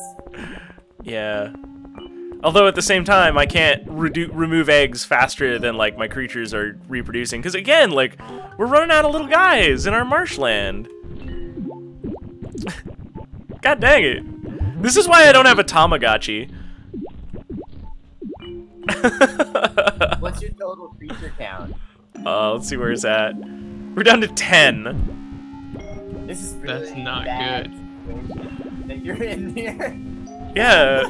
We just freed up a bunch of that land. And I'm gonna leave these guys going because they're successful, you know, ostensibly. You have another egg on the ground. Yeah, I'm letting that one go because I don't want to take too many at a time. You know what? I want to put this one right Really high here. Metabolism. I'm loving these big bell-shaped fellas. I imagine they're just kind of... You could really have this creature take off over here. I hope so. Something needs to give. You know what it is? All the little thin boys are gone. All the ones that we had beyond the mountain range. What happened to the little skinny boys? I don't know. I looked away for 2 seconds and they're just gone. What happened to the skinny boys? What in the world? Tragic song, right? They could have eaten their local food source and killed themselves off. Maybe their perception wasn't strong enough? I mean, there's kind of a difficult environment here in a lot of ways. You have these large patches of water, like, you know, patches of stone. My Amdoum play is really lost in thought about something. It is just perfectly sustained, just standing there. Oh yeah, it's got a low metabolism too. Dang it! There were some to the east, I think, that were pretty high. Which is weird, because that's like the ocean biome. Oh, there we go. Starting to get some guys there. Are you amphibious still? Yeah, you're still amphibious. I liked Lolar's idea earlier, like food in the center, water on the outside, rocky terrain like between them somehow, like a difficult membrane. And I've been kind of trying to do that a little bit, but I guess there's food on both sides, huh? Yeah, pretty lackadaisically. Yeah. Well, I mean, not all of us are like hardcore Thunderdome barbarians of science there, Cane Wave. Look, man, you gotta create a perfect tumbler of genetics. I feel like you're one of those guys that makes like terrariums in a light bulb. The like perfectly self-sustaining kind. Oh yeah, those are awesome. Yeah. That's good stuff. I'm gonna hope that these take off. Like, we've got enough fungus growth going on. Also, one of the things I would like to mention is that my computer is like 5-6 years old, and it's handling this like a champ. This game auto-saves, and that's when you're seeing those like hitches and pauses, if anybody had even noticed any of those. Yeah, and this, you know, this is a pretty big world that we've got going on here. So, you know, as the simulation goes and grows, you know, none of that stuff that's outside the world is turned off. They're all still kind of processing. So it's interesting. This game, the simulation is definitely the kind of computer chugged down. It's not the rendering. Mm-hmm. It's funny, like the more creatures you get, the more it's going to kind of tax your computer. But I find it's not too severe. I mean, I play a lot of games that have that quality. They're like simulationists, and that kind of like the more that you do, the bigger your map is, whatever type of stuff, the more it taxes your computer. And this game is still relatively light. I can play it even on my very old laptop. Although I can't play a large map, I can play a small and medium map, and it runs fine. And if I play large, it starts to lag a little bit. Like on any like really modern computer, that laptop is old. To be clear, I'm talking about like a very, very like poor piece of equipment. So on any modern piece of equipment, like my desktop or things like that, it's like a totally different story. I really like. I can play much larger custom sized maps than the largest map and with tons of features, and it doesn't ever really lag. Yeah, that's cool. Yeah, the funny thing is, you know, if you get a world with loads of high metabolism atoms, neural net brains are going to be processing so fast that like that actually that's the kind of thing that will slow the machine down and the simulation down. So you're telling me that if I want to keep this game running at peak efficiency, I need very stupid anims. You could, if you wanted a giant world, you could get it to work with those super Wild West ones you have out there with almost no metabolism. That's pretty crazy. Oh, this game is so impossibly cool. Yeah, the nuclear belt. Well, I'm trying to figure out like a system of incentives for these guys to make them cross a radiation belt to get to something. And I think what I'm going to end up doing is the north end of the marsh pit, I'm going to start making it like straight ocean and reducing their food source to kind of force them south. We're also not going to let that be like, you know, a complete belt, but sort of just like a gate. There we go. Yeah, if it's too aggressive, as we know, they'll just die from radiation. I'm suffering some sort of an ecological collapse. How could this possibly have happened? Oh, hey, we just dug up a regular hammer. That's cool. You can actually look at the radiation levels of the anims and like watch them in an environment and adjust the amount of radiation available in the environment, and like see when you kind of reach that peak point where like they're fairly irradiated all the time, but they're never reaching critical like might die levels. Yeah. All right, here we go. It's happening. Oops, that's not what I wanted. I want one water bomb. Boom. Water bomb. This is gonna cause a schism, I think, between the two halves. Oh, wait, what am I doing? I need to start shoveling.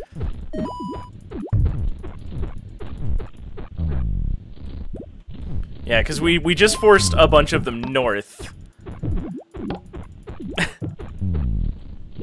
You're definitely creating a complex environment that has stress on it. Yeah. And we're steadily gonna march this south. That's the new strategy. Also, the best laid plans of Mice and Men, like, I came into this. I know I asked this, like, a lot, but this is still very stressful. Where's the creature count at? Oh, right. 26. We've tripled it by introducing, I think, those guys to the west. Let's go take a look over there. Huge swing back. So let's take a sprint over. Oh yeah, no, they are loving it. Look at them go. I wonder if their explosion will be unchecked and will outgrow our terrestrial boys to the north. It's wild though to think about. Like you had what, like 70 Annans at one point last night? Yeah, and then we were down to 10, and now we're back up to almost 30. Yeah, no, 35. We're above 30. We got 10 in the little sprint, like east and west. Well, you brought over a creature that was used to a much more difficult environment into an environment that was like just full of food and possibility and very little adversity by comparison to anything that their genetics have ever known. This is true. So one of the things that I'm really enjoying here is we've got fungoids that are very moist, and the only place they can spread to is high tundra, which is next to some radiation. So hopefully that will speed that along at least a little bit. But there's definitely a barrier, and these guys are going to have to get better perception to find food here shortly. So is the Western Splinter Group producing its own variants now? Oh, we should check that and see how far they've evolved. So these guys are Amdum Pleni. Actually, wait a minute. There's an easier way to check this. If we go to the notes. Let's get rid of the extinctions. Oh, we already did. Oh yeah, sure enough. These are Amdum Haminum. And then the ones that we have over on the other side are Hamdum Pleni. We've got Pleni. We've got a single Eminas. And then the Leocum are our big lazy cowboys. Look at how fat he is compared to like the portrait of his evolution there. That is not like a prime specimen. This one has been sitting in front of the TV eating Doritos its entire life.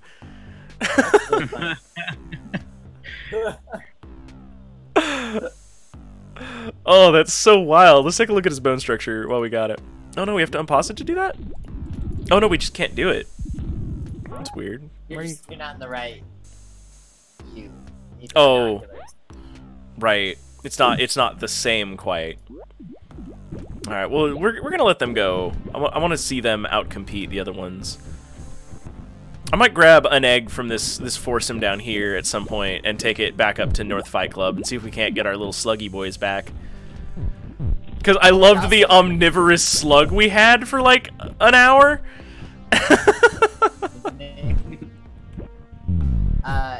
It might be worth taking eggs from this group of fighty boys and taking it to the far west region, seeing what happens. Yeah. I think I'm gonna do that from these northy ones if they survive at all. Like he's definitely not enjoying how dry it is up there. I need to stop having these differences within like one fence thing, because once again, like he's kind of stuck up here. He really wants to go to the more moist section. Yeah, see, the minute that I started filling in this dirt, like he dropped back south. He's like, fine, I'll deal with it.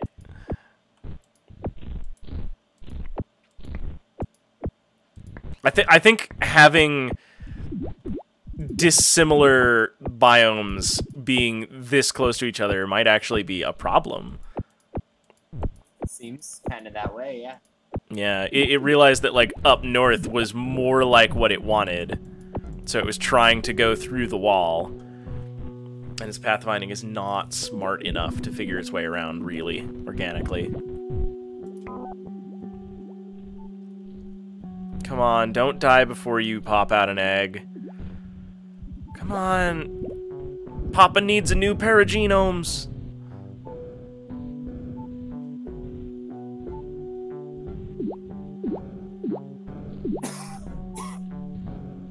Oh no, its fertility is going down. The chance of an egg is decreasing. Ah, they died out. So the northern group died out. Let's take a look at our super oceanic guys. Do we have any left over here? Nope.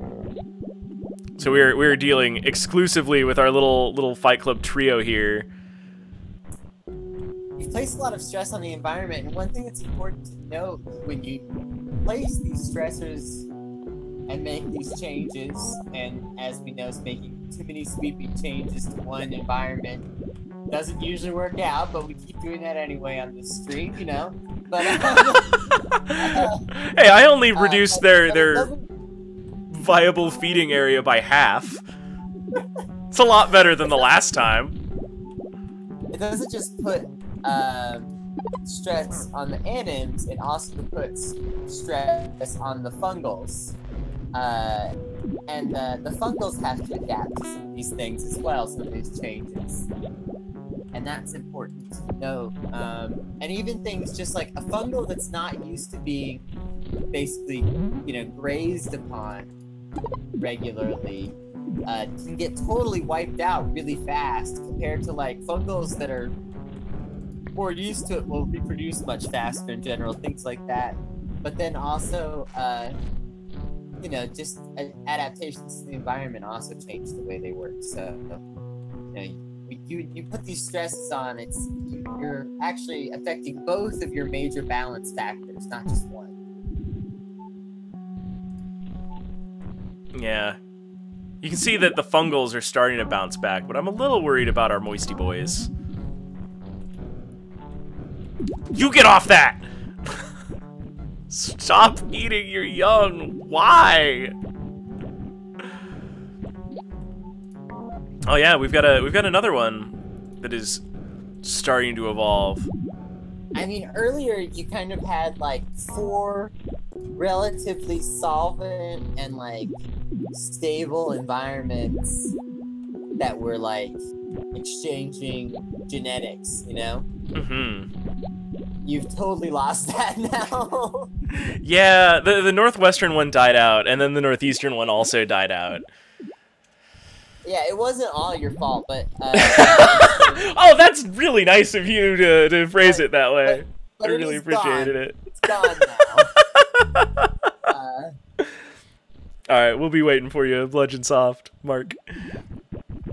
Yes, we will be awaiting Mark's return, but I'm still here to heckle Wobbly / coach him and try to help him through this game that he's struggling with. Oh, good! In Herumzus, this new one has achieved its dominant colors. I think you should take that area that you made all water and you should make some of it swamp again, but just leave, like, enough water to kind of, like, encourage. I think that as soon as something's perception is strong enough that it can see the food over there, it might solve itself. I mean, it's not that simple because, I don't know, you just have such a... Or I could do that. weird environment. You still got that, that really dry patch there. Oh yeah, right between the two? Which is like, you could leave that, but you've also got that other, like, semi-dry border, and then that section in the middle isn't really doing much. So for them to actually see all the way from their kind of main area to that ocean area is hard, and there's really nothing in between to encourage them. Well, I'm kind of hoping that the fungals at some point will take up that banner, you know? Like I would like to see these fungals on the east side propagate west. But like, at the same time, I don't want to let them just grow a contiguous path. I'm just saying that I think in some of these areas you should probably add a little bit more swampy land.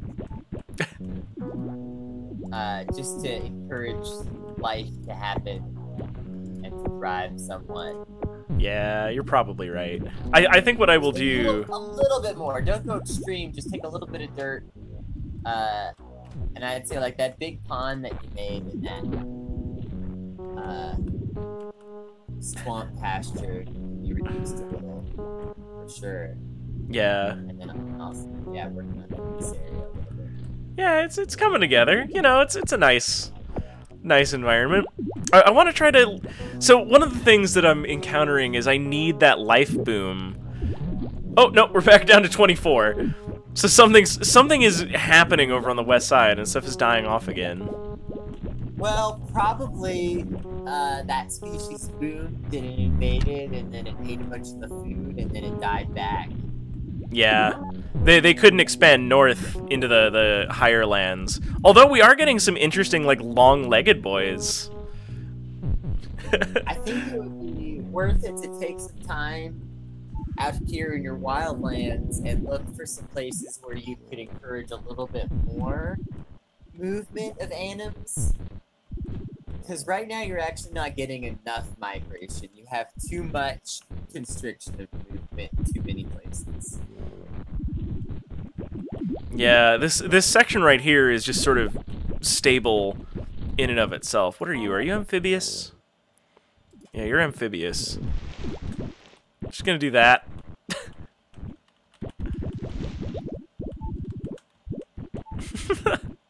I really love that shoving a creature stresses it in your direction. Dang it. Oh yeah. It goes, man, I don't like this bullshit. Piss off. Well, it stresses it, but actually that thing that's in your direction is the motion.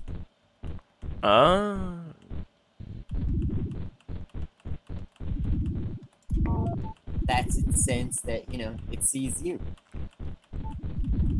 Oh yeah, sure enough. I'm dancing over here and it's getting a little stressed out.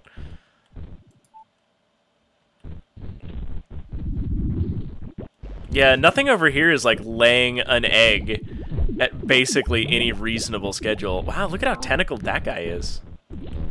You come here. Nope. Ah! It ate it before I could stop it.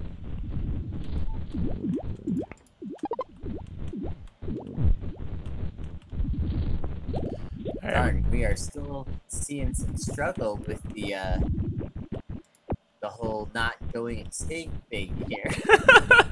The worst part is I'm legitimately trying my best. Oh look, we're regrowing those little tall boys from the start.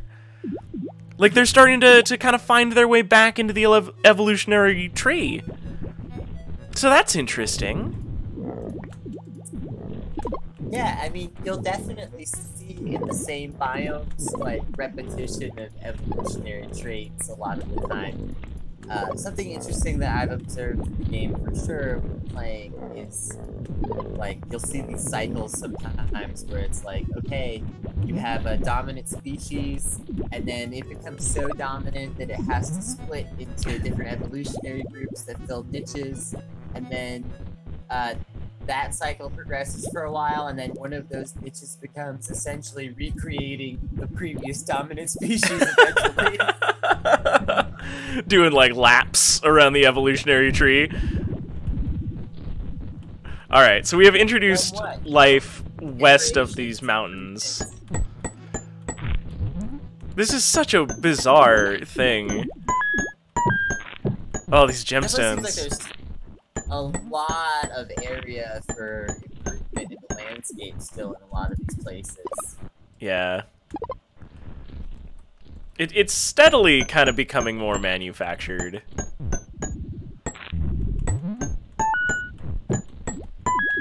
The problem is that every time I like devote something to sort of a grid shape, that is when I begin experiencing, you know, catastrophic failures.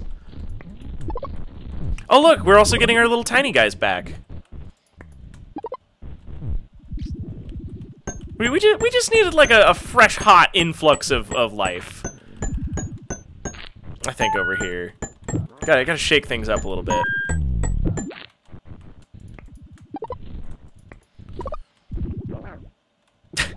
Maybe you could drag over some dry ground fungals to your new little canyon area there.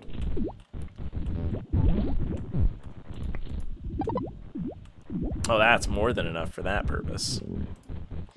It's very high yield. I feel like fungals are really good about just taking care of themselves. And I mean that in a very positive way.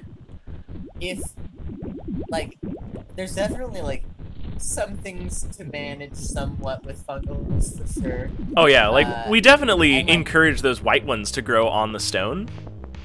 Yeah, and you could definitely, like, get pretty involved with aspects of fungal growth, as, like, just commenting on.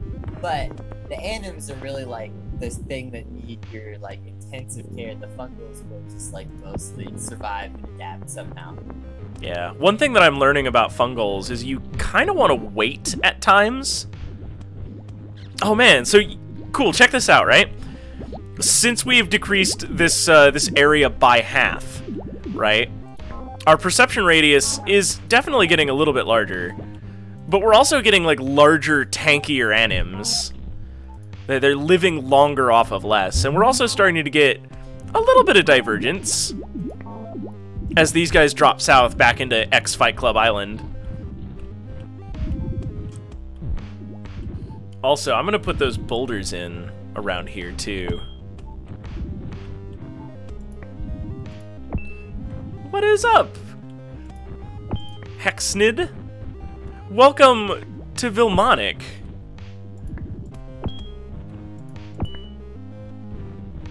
Yes, welcome. Wobbly's here having a good time, and I'm harassing him, trying to ruin him. Yes, this is Canewave. And he is reminding me at every term that I'm a terrible animal husband and biologist.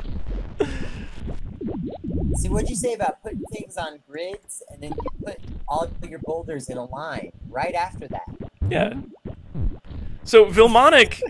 Man, that is a question that just doesn't go away. The what the why?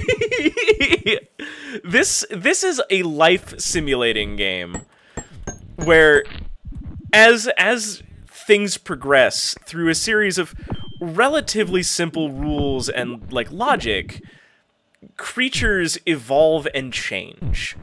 So we're running an experiment right now, and I'm gonna have to explain to you sort of like the visual spectrum here. We've got our little man here, who is me for all intents and purposes, and I am caretaking for all these little boogers that are running around. And what we're trying to do with them is get them to diverge in evolutionary traits. And we've got a Wild West range that's over on the left-hand side, but let's not worry about it for now. Oh, look, he's getting taller now. Each one has got a series of traits, and they look for things like food and water and comfort as an extra thing. They prefer certain environments. That's why these little guys are up here in this sort of teal blue and are enjoying the moisture. I have thrown eggs in the radiation. What you really need is you need an irradiated thing to pop out an egg while it's irradiated. That's like the golden right there. But anyway, so we've got a bounty of moisture north, and we've got a bounty of, like, dry foods south, and I'm steadily decreasing the amount of arable land that these things can have up north in an attempt to drive them south and make them drier animals as this goes. And we're experiencing some success. Like, we're getting life that is... It's starting to move down here, but it doesn't really like it yet. But we're also making a pretty significant shift. So maybe we can make that easier by kind of moistening things up just a bit. And for those of you who, you know, are relatively new to watching Vilmonic, you know, who didn't see it last night or who haven't been here for very much of tonight, all of these different creatures, they're called anims in the game,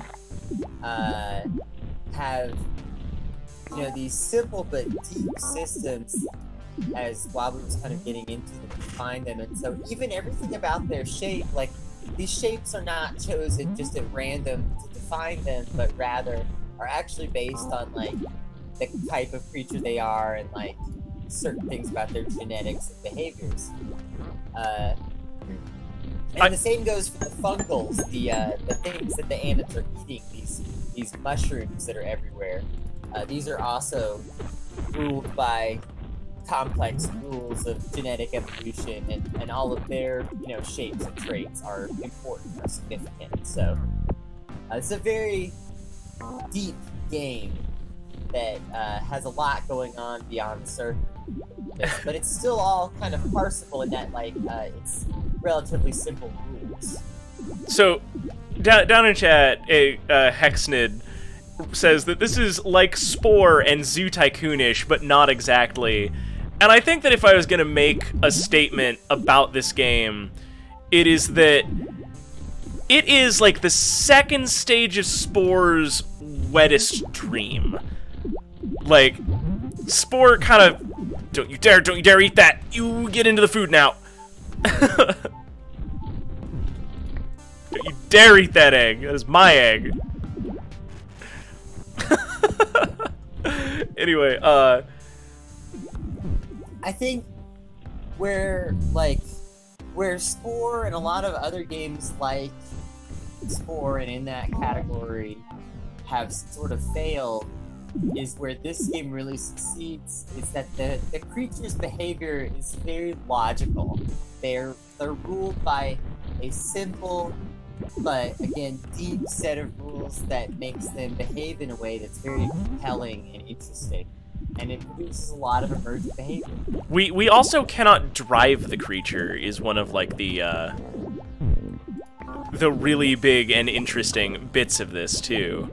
Like, the most control I have over any one of these things is pushing it towards a food or water source. It is entirely the critter then has to make the decision about what it's gonna do with whatever I've given it. And like this guy here. Look at that green chart that helps explain how they make these decisions. Oh yeah. Like this guy right now is stressing out because I pushed him into the ocean and he prefers a moderately wet environment.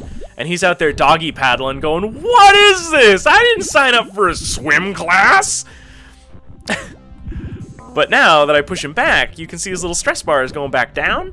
Because yeah, no, he's into this. You know, getting some hydration, some food. You know, that kind of thing. Don't you dare eat that.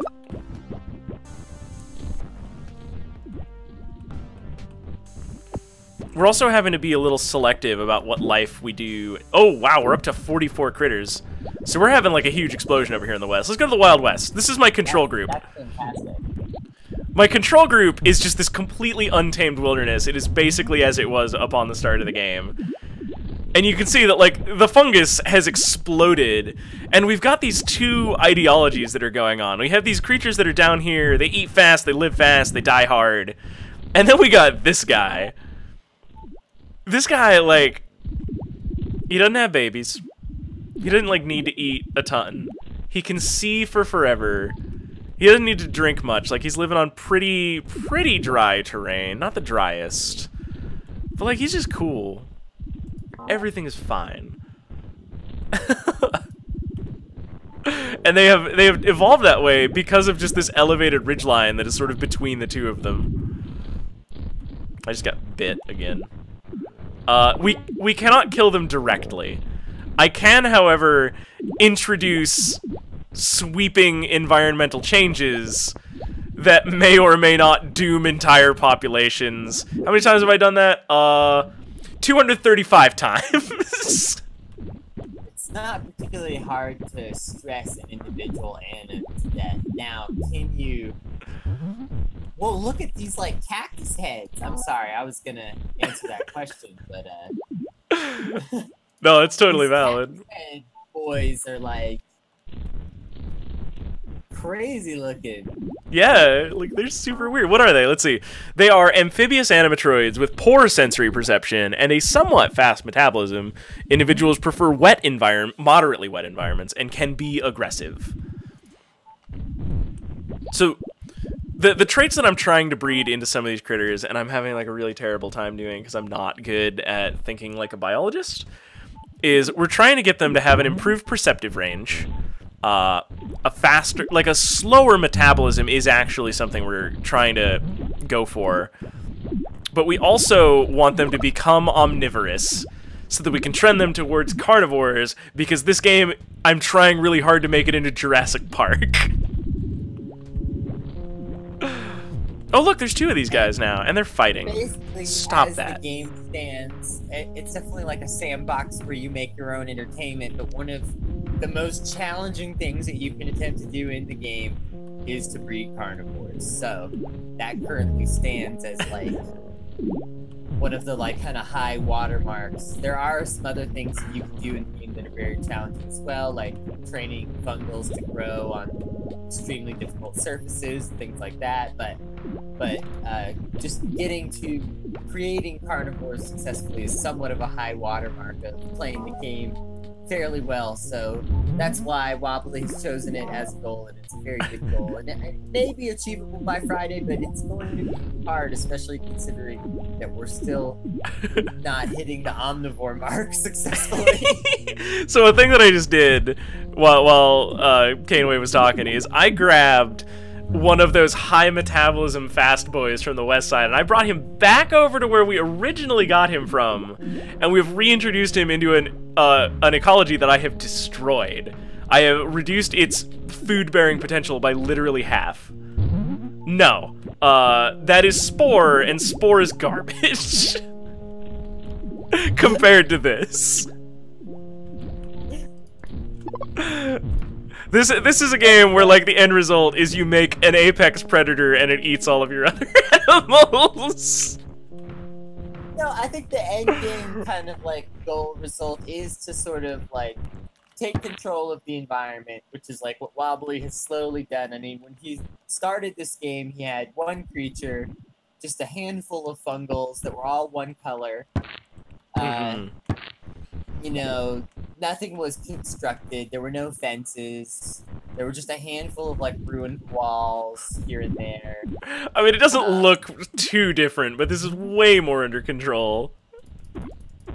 Yeah, it's hard to. It can be a little hard to imagine just coming into it now, but like an incredible amount of work has gone into just like sculpting this landscape, taking it over, and making it into something that works for, you know, Wobbly's various goals of propagating this life. So, you know, I think that the end game goal is definitely to have like a, you know, in some fashion, now there's a lot of different like kind of mentalities and ways to go about this, but in some fashion, a well-curated landscape island that you have like big control over, and you have like these sustaining environments that you're fairly happy with. But it's always going to be changing with this game. You can never really create something that just stays the same forever. Yeah. Which is cool. Nope, don't you dare! You do not eat that egg! So, those really voracious guys are actually spreading very well in that environment, but I'm a little concerned that they're gonna, like, outpopulate the means. So I'm gonna try to introduce them down here in this dry area, too, because anything that with, like, a metabolism that high is gonna be very, very interested in going abroad for food and very capable of making the journey, which is not something that these slower, like, little-legged boys have got going on.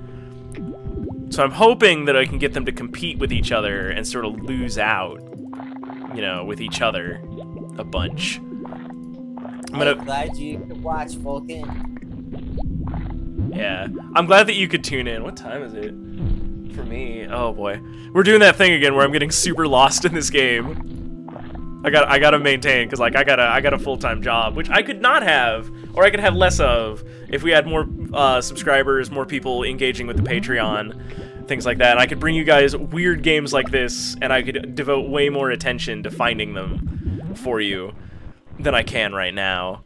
It'd also mean more art would be born of my just whimsy in general. You know, good stuff.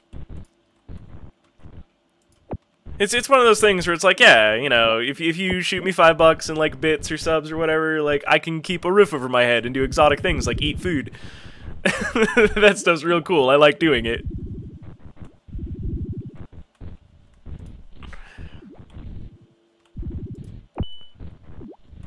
Put that down right there. Yeah, look at how jittery this guy's going.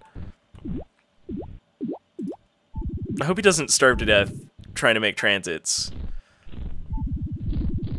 I mean, you've done what you can.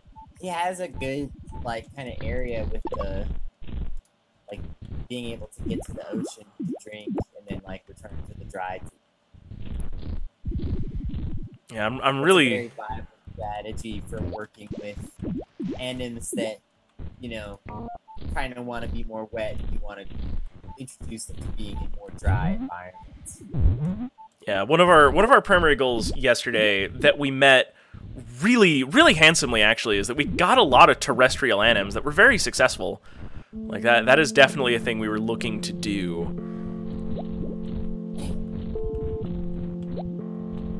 I don't want to let these guys compete themselves out of business.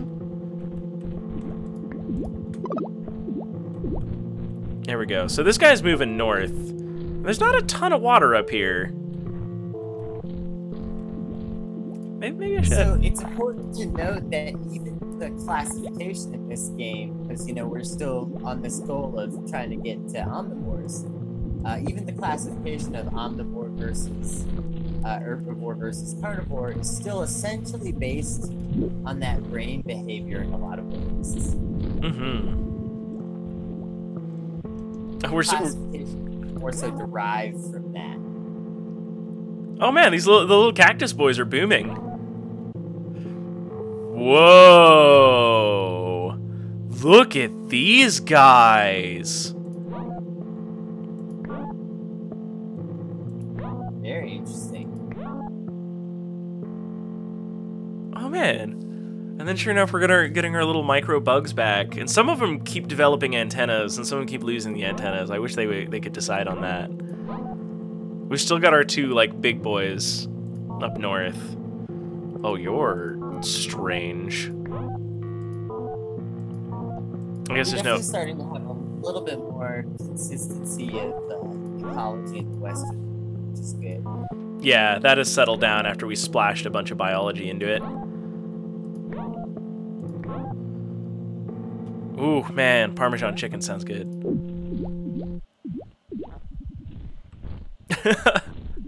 Parmesan chicken, one of the many luxuries that I could enjoy for, like, you know, $1 a month on Patreon.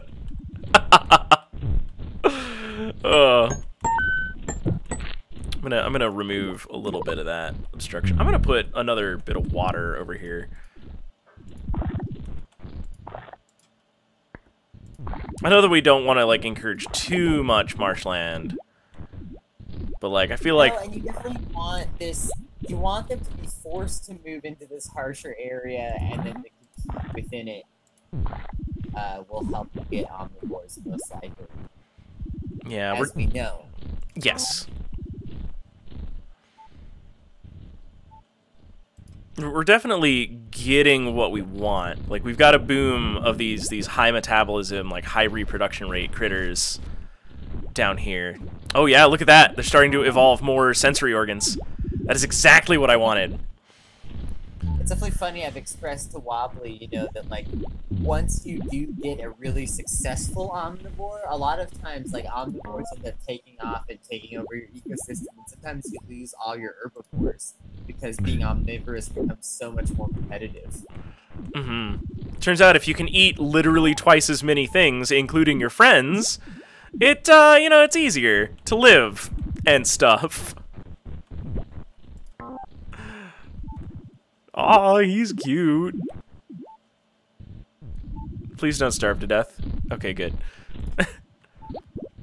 I know I was praising all the life that we had going on down here, but we just had a massive die out all at once.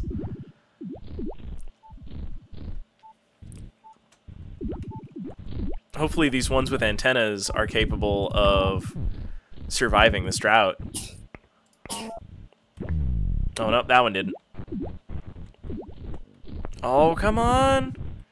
You gotta poop out an egg. It's all on you. You should remove more of the fence on the eastern side there. Let him get more water. Yeah. Yeah, I'm just gonna remove the fence because there's like a highland that still borders it that'll dry them out as they cross it a little bit.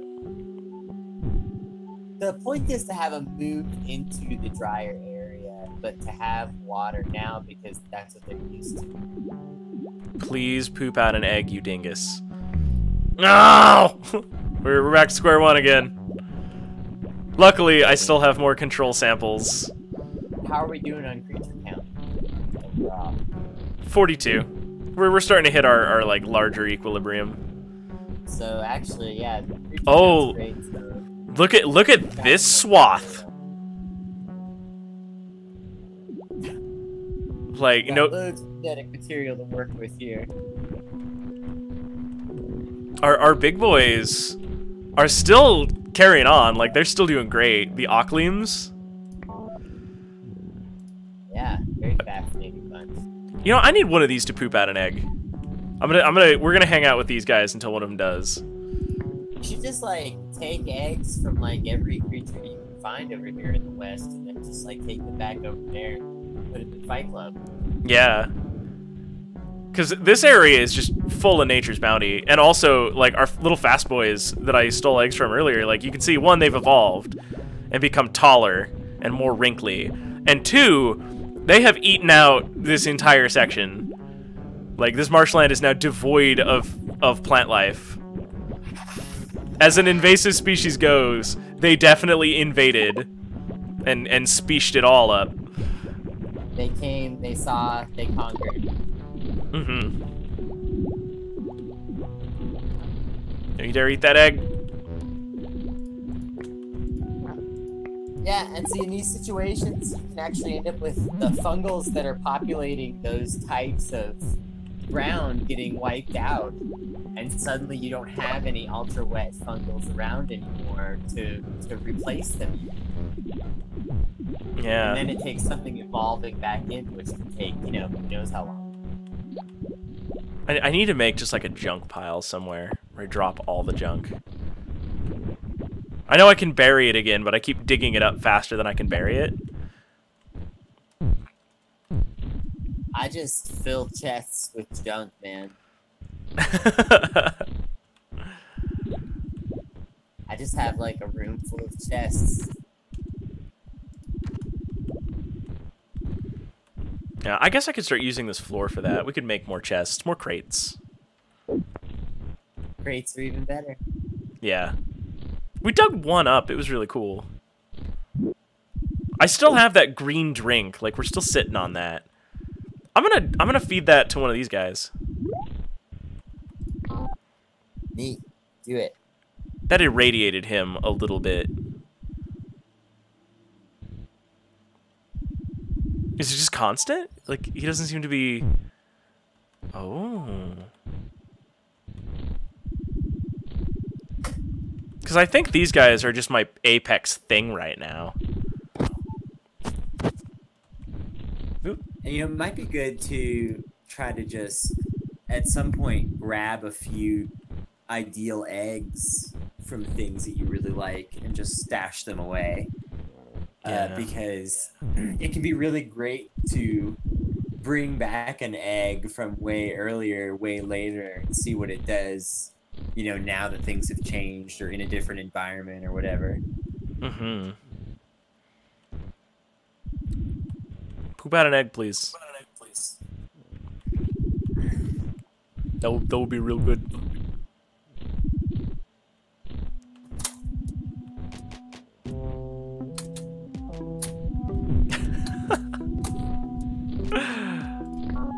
Oh yeah, no, he's just permanently a little bit irradiated. Hopefully, whenever he does pop out an egg, that means that it will be slightly different. A little bit better. Yeah, so the drinks, you know, they definitely open up a little bit finer tuned control over certain aspects of the game that feel a little bit hard to control normally. We got one. The game needs things like that, of course, and it's just like a nice little balancing feature. You know, this game is complex, but there are a lot of ways to sort of subtly poke and prod and take control of things. So I am going to take the really big boy that we just got, and instead of stashing him away like a responsible adult, I am going to foist him out here amongst all these stones and things. I mean, just do it, whatever. Yeah. Oh no! Like, it's cool that we've got these guys up here in the Northwest, like, trying their best. I mean, they're actually, I mean, they're doing their thing. yeah, they had to migrate from over here at the worst. Yeah. There he is. Yeah, this guy's got enough perception. I think he might stand a real chance. And like the really low metabolism of these guys. Yeah. Interesting. Mm-hmm.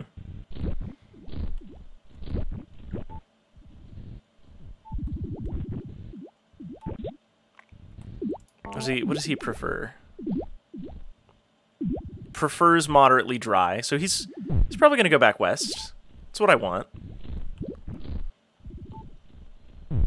Yeah. Okay. I'm gonna leave him to it, considering his impossibly slow metabolism. All right. As I recall, we have a bunch of eggs to throw in the genetic tumbler, do we not? We do, and I am going to put them, you know, around.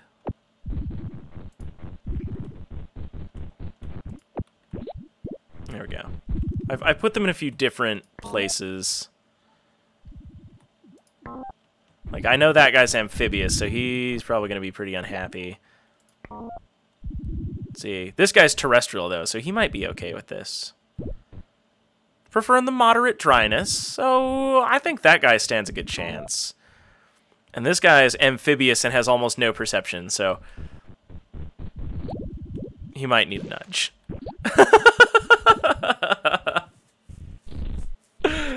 Yeah, there we go. He's starting to figure it out now. Okay. All right. He needed something within a block. Oh, there we go. Don't you dare eat that. This should be interesting now. Stop eating your young. We'll see which one of these species, you know, really sticks it out and can take it to the next level of dryness. So we've got these two already reproducing, and the one over the east side, like, just did not. I don't think his perception allows him to live.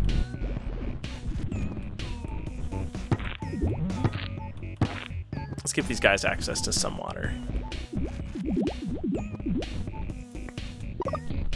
As they are rapidly eating these creatures out of existence. Or these fungals. Oh, wow, look at these guys.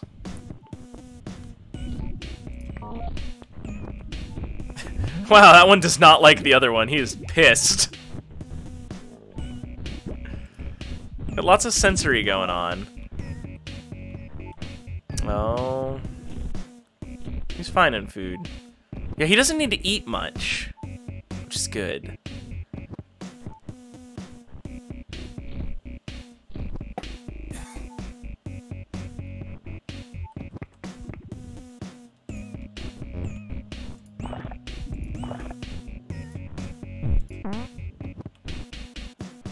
Uh-oh. I see what's wrong. What is wrong? The water is too wet for him. He's looking for like a mild marshland for his drink needs, I think.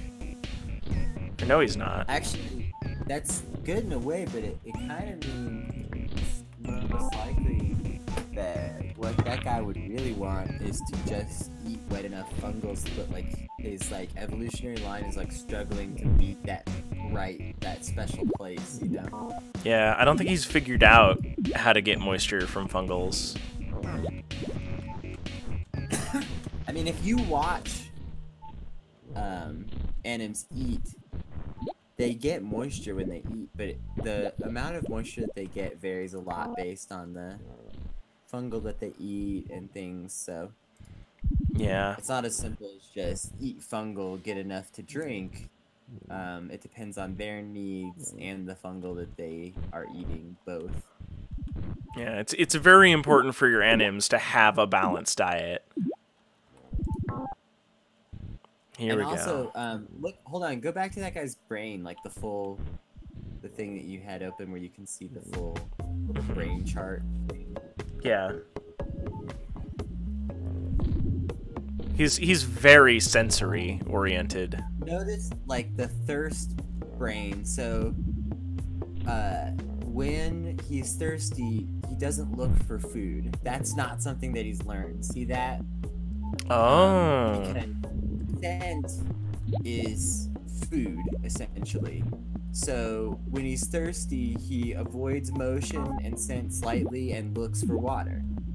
But if you have a anim that's evolved to really understand that it, to have like the right kind of metabolism where it can just get its water from fungals, then it would eventually also learn to look for fungals when it's thirsty.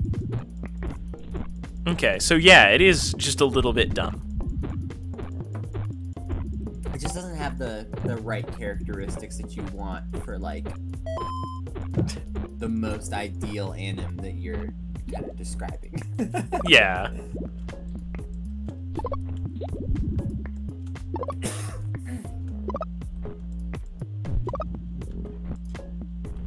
I'm not disappointed in my baby. There he is. That drone is showing up again. Quadcopter, you vex me. I don't know why it shows up either, because like I was playing my game earlier today, and I swear I did not get buzzed by the quadcopter once. Yeah. Maybe the quadcopter is a side effect of being on a stream. Like maybe there's a hook that is looking for OBS. That seems like the kind of thing that Bludgeonsoft would do. Mark's been totally cagey about the quadcopter every time that comes up. He's been answering some of our questions, but that one he just kind of taunts us with. Oh man, like he has been one of the like most fantastic guests I could have asked for. Frankly. Like, I feel like he's giving a really good balance of, like, answer and just complete non-answer. Yeah, for sure. And he's made a really fantastic game, and the fact that he's joining in on this stream some this week is an incredible privilege and just another reason to tune in and, watch as Wobbly keeps doing this night after night this week, and I may be around for commentary more as the week progresses. I don't know what this would be like if I didn't have you around here. I feel like there'd be a lot more dead animals. Alright, so I'm taking out the walls in the middle. Like, the semi-permeable membrane experiment is pretty good, but I want to see what just like a regular permeable membrane will do. Because we've got still like these ideologies contained between these high ridges. I want to see if we can, if that alone is enough to inform genetic diversity within sort of like these subbiomes. Because we're starting to see like the wet area get more populated again. And I still encourage you to think about like a real place or like a real biome in your mind. And think about how you can sculpt. And I don't know if you ever actually looked at those screenshots you asked for earlier. I did. Like, like you can try to actually create like an intentionally gradiated biome to force genetic evolution, so that there are these regions that appeal to more kind of, for lack of a better word, mundane anims, but then you can have that link up to these regions that are more difficult.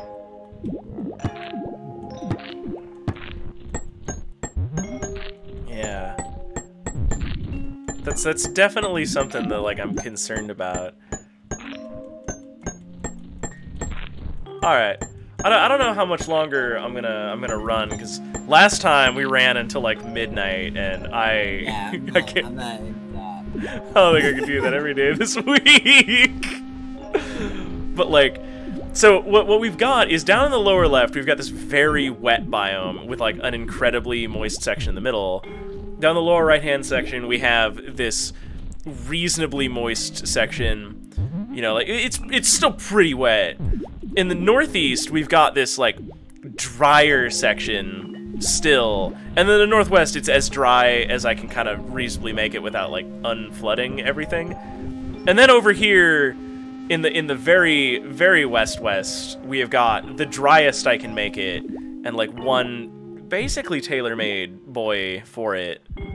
Although he's struggling a little bit. You know, like I'm concerned about him. I would like to see him have an egg. That would put my heart at ease, but at the same time, these are a very slowly reproducing set of guy. Yeah. Oh, hang on, we got that guy. He's weird. He's new. Oh, look! Fight Club Island is starting to get some native residents again. Hey, that's what I'm talking about. Yeah. So we've repopulated the world. We succeeded at that. Are these guys terrestrial? Like, what are you? Yeah, terrestrial animatroids. They prefer very dry environments. Oh, nice. So we have succeeded at that, finally. Yeah, you finally created something really perfectly suited to the Fight Club Island environment. Yeah, natural selection has it. And then up here in the northeast, like, we've got these amphibious ones that are sort of, you know, incurring periodically. So there we go. Like, we're starting to have some really good luck with this. Also, if there's any one thing I've been learning about a lot of these fungals... Nope, you don't get to come back this way. I want you to eat that baby. Oh, you're weird and different. And also frowny little crab man. But with fungals, like, I want to stagger the planting, I think. Because that means their spore release staggers, and that seems to affect how different tiles behave. I mean, it matters somewhat, but it's gonna get thrown off the minute anims get in the mix and start eating stuff, also. Yeah, which is something you want, because it changes how rapidly they're gonna propagate on their own. Like, you're trying to... This is a card game, like a collectible card game, where it is basically impossible to have a balanced deck. I brought you back up in, Mark. Mr. Bludgeonsoft himself.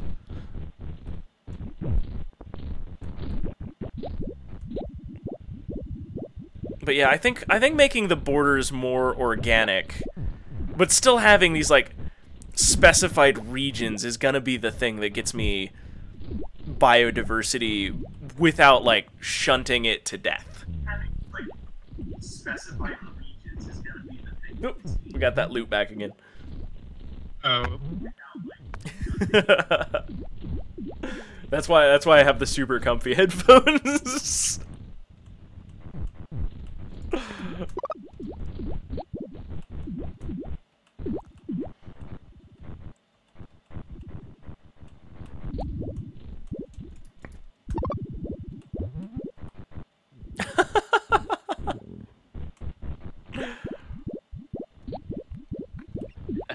That any better? That is perfect. That'll do.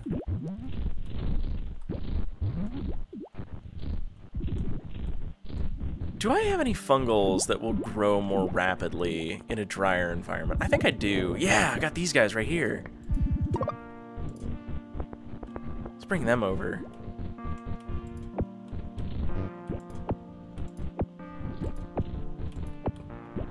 Because I do keep running out of food, which is sort of its own problem.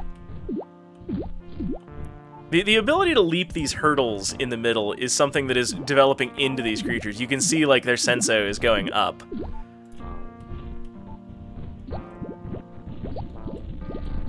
Oh, wow, this critter has taken off.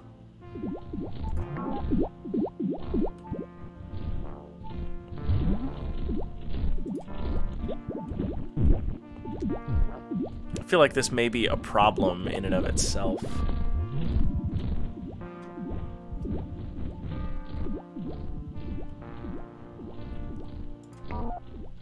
Yeah, those Implas have moved south into the dry area.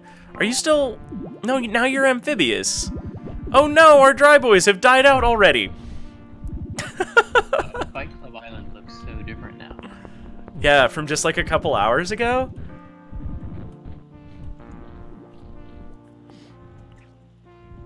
I think what I'm getting into at this point is just sort of an evolutionary cycling.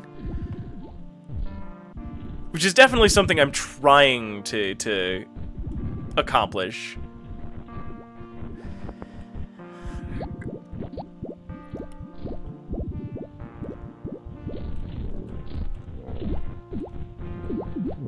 This is so wild. I have these really weird kind of on the east coast there. You had some pretty weird, like large ones that I hadn't seen before. Oh yeah, I took one of our slow guys from the north end of the Wild West, and I moved him to the east side of the wall where I had dried it out intentionally. And I think he has since passed on, unfortunately. But you still have some of those super slow metabolism ones too. Those are like... Yeah, those are my rock right now. We saw very briefly a terrestrial critter that preferred very dry environments, which is really interesting. Did that die out? Yeah, it already died out. Oh man, that thing was great. Oh, look at this guy. He's almost got, like, holes in him. He does have holes in him. I was talking about. Yeah.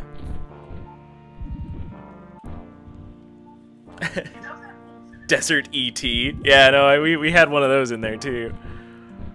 We've got some really, really exciting creatures. We keep having, like, a boom and a die-off period. Like, we're ebbing and flowing a lot more radically than I would like. Like, I'm not even doing anything that is particularly crazy to the environment at the minute. Like, I removed a bunch of borders and then a bunch of creatures died. Like, at this point, I'm not sure if it's the constraint or the lack of restraint. I think that might be to be expected, because one thing I've noticed is putting up a bunch of, like, 3 or 4 tile mountains, impediments like that kind of stop them from eating the food too quickly. Yeah. And kind of keeps them from eating all their food source. Yeah, maybe I should dot some more, like, on the inside and around.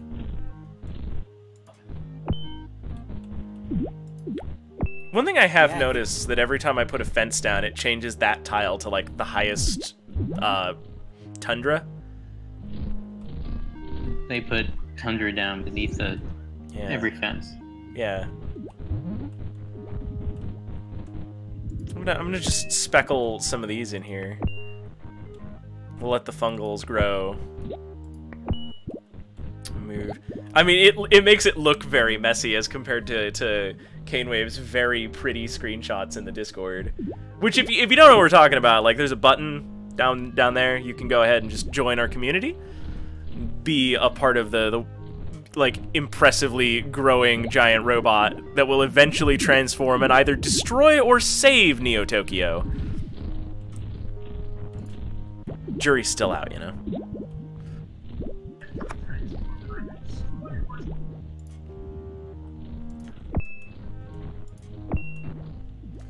Yeah, like, I think that semi-permeable membrane was actually a vital part of the ecology. And it was, for sure. Yeah, too much unchecked development has been bad. Cause, like, it seems like they just keep eating, even though they don't really need the food if it's right in front of them. Oops, I didn't mean to. Oops. Oh, good, he died on top of that thing that I wanted to take. Very good.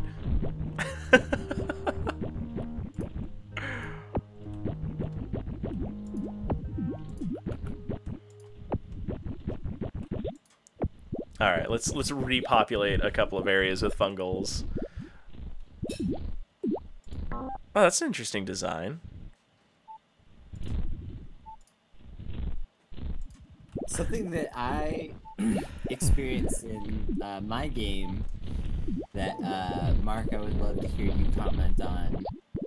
my most recent game, actually I've experienced this before, but I really noticed it like more pronouncedly, is that it seems like if you have like a strong group of omnivores and you take an herbivore that has enough omnivore-esque characteristics and just toss it in with the omnivores, it'll turn into an omnivore like instantly.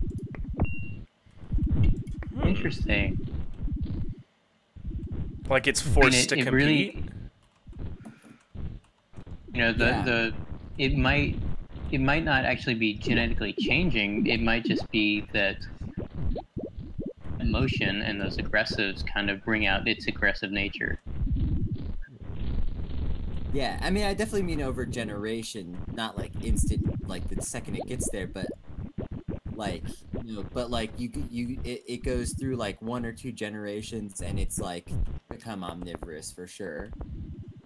Seems to be like that competition probably means that any mutations that make them a little less aggressive, they're probably weeded out. Like those ones probably just get eaten.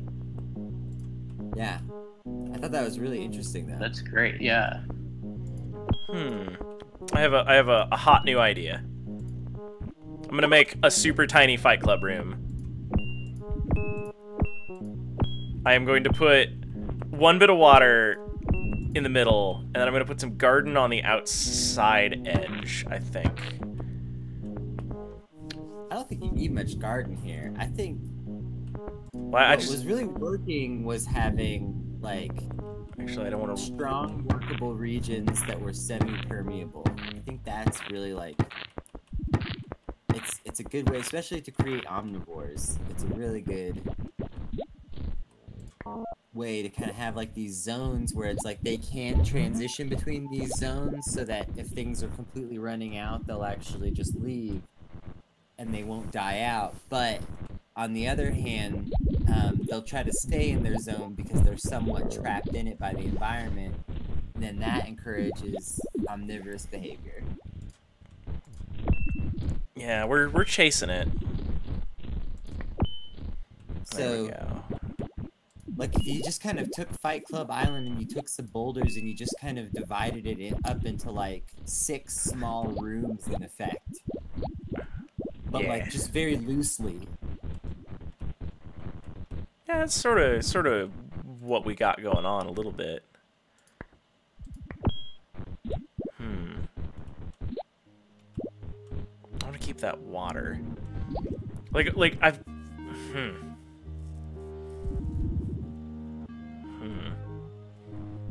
We keep having things make a foray south, but I think they're going from like the super hydrated area into the driest area imaginable, and I think that might be not doing them so good.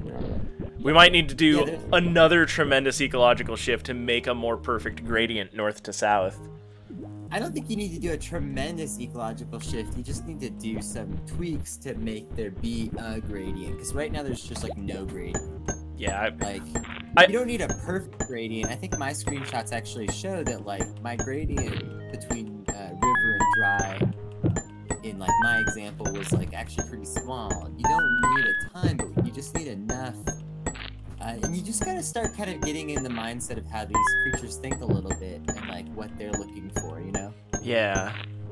I think what I'm gonna do is I am going to make sort of like an equatorial shift where like the further south we go, like the more arid and the more dry it's gonna be, but like the farther north, the more wet we get, culminating in ocean. And I'm gonna let them work in just a band that is north-south divided as best I can. Maybe that'll be successful. Maybe it won't. Hey, look, a bomb. No, that kind of actually like looking at this as ecology is like the way to be successful in this game, because that's how these creatures are trying to operate, is like somewhat realistic. I like that you can just make a boulder.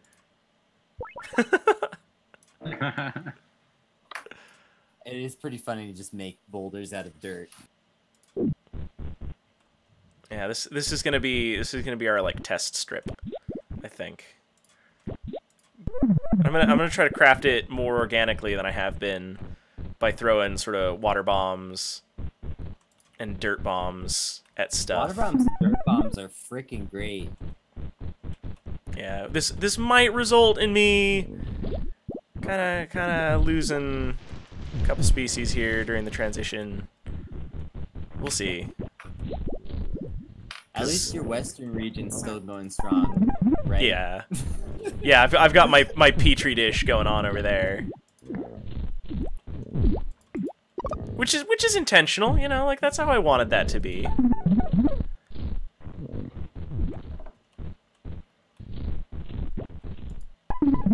There we go. That's drying out pretty impressively. And like when you get far enough south here, it gets real dry. All right, we're gonna take fence and we're just gonna build a line north too.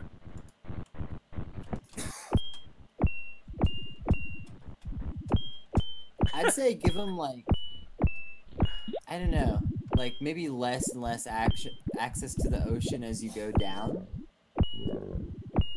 Yeah. But I don't know if you want no ocean access on Fight Club Island, to be honest. You might want a little. I don't know though. I don't know yet either. We're gonna figure it out. This is all in the name of science. we've got yet a new concrete plan to enact. I might let this like sit at home and just run all day. You're gonna come back, everything's gonna be dead. Experiment failure. Oh no! All the critters have died. There we go. I'll knock a wall out there. Okay, so we've got sort of this like swamp thing going on, which is perfect. Oops. Oops. Both you, Wobbly, and for anybody who's watching, I really think if you wanted to have the easiest possible experience with this game, it would be to like take a large map or create a custom size that's larger than the largest size and take the whole map and just terraform it into like some decent ecological zones, but just have the whole thing be permeable and just let the whole thing run. And if you wanted to have something that could just run indefinitely, I think that would be your best bet. What do you think, Mark?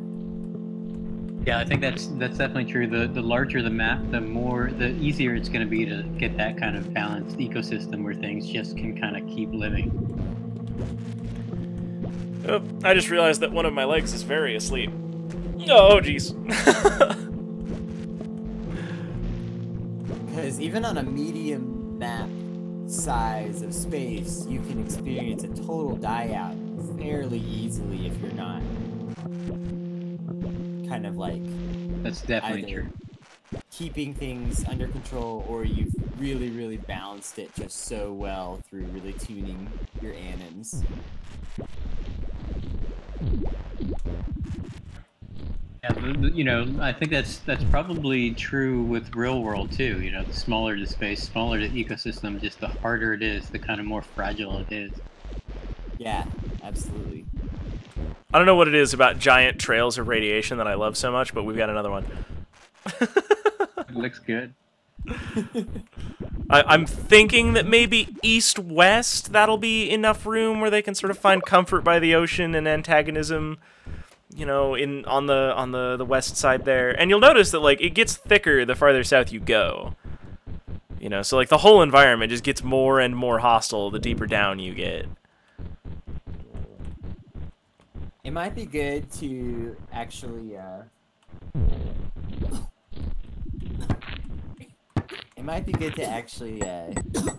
get some fungals from your petri dish and bring them over here at this point, at some point during the terraform, because you've got so many bare spaces that you could bring over tons of suitable candidates.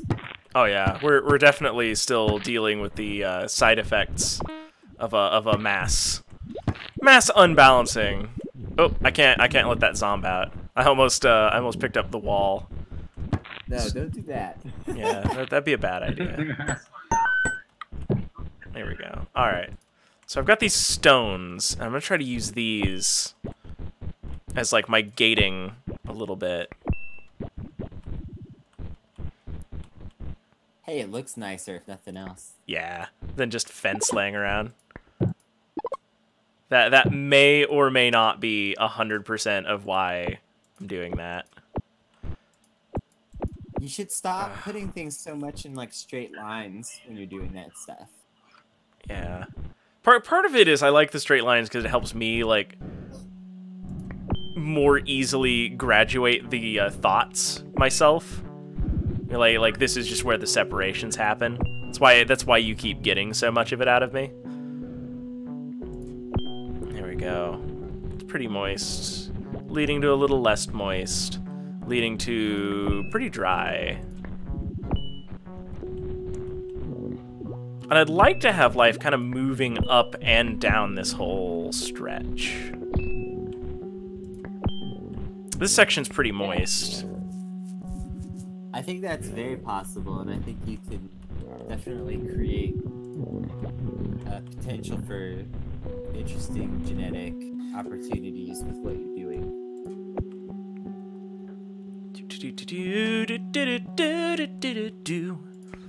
I want at least one garden having space. these boulders staggered through this area definitely creates, like I was saying, kind of like little like rooms in effect within the environment that animals will kind of try to stay in the room that they're in primarily. I don't know. Do they have just like a general conservation of energy thing that goes on? Like, what do you mean? I think they move to the most opportunistic space that they can. True. Okay. There's definitely a conserved amount of nutrients in the local area. Oh, that's a new kind of garbage. Because it definitely seems like they will, you know, kind of, like I say, stay in these areas somewhat until they're sort of forced to leave by the fact that, like, there's just nothing, no resources. Exactly. That's the way their brains work. You know, they're gonna go to wherever it's most comfortable. Yeah. And if food's like right next to them, they have no need to move. Yeah, we're definitely experiencing, you know, some issues here. Ah, dang it. I didn't want you to grow up so fast. Or you can set up almost like little obstacle courses for a bunch of the creatures to tax their brains and kind of an interesting challenge. Well, and I think it also helps promote omnivore behavior, because if they're being taxed by all these obstacles to get to food, then they're going to be more tempted to look at the anim that's next to them. As a food. Carl, I can't help but notice that you're very delicious looking today. What? Nothing? Nothing. Sorry. There's a reference. All I'm saying is that I'm trying to put a lot of these anims on a raft together and set them afloat.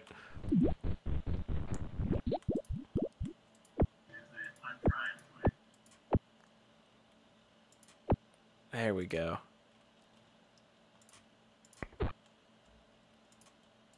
Alright. Got food. It's starting to grow.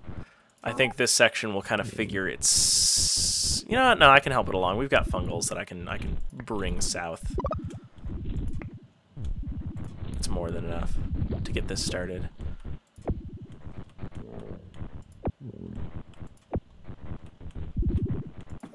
Okay. So I think we have enough trending lines of just consistent gradient that we're eventually gonna get some cool stuff here. Yeah.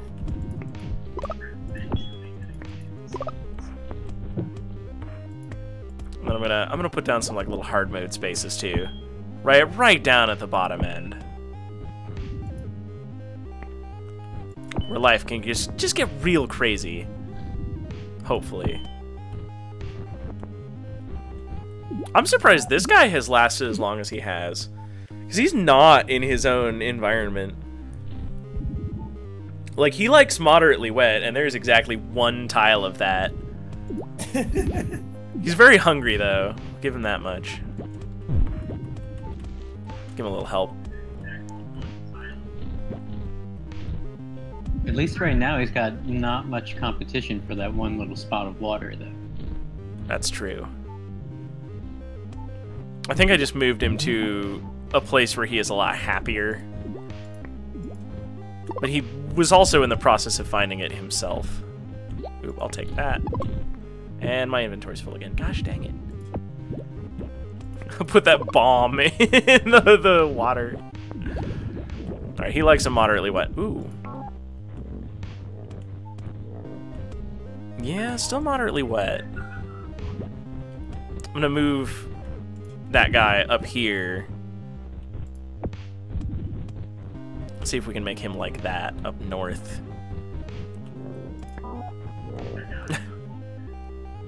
He's looking for food. He's trying.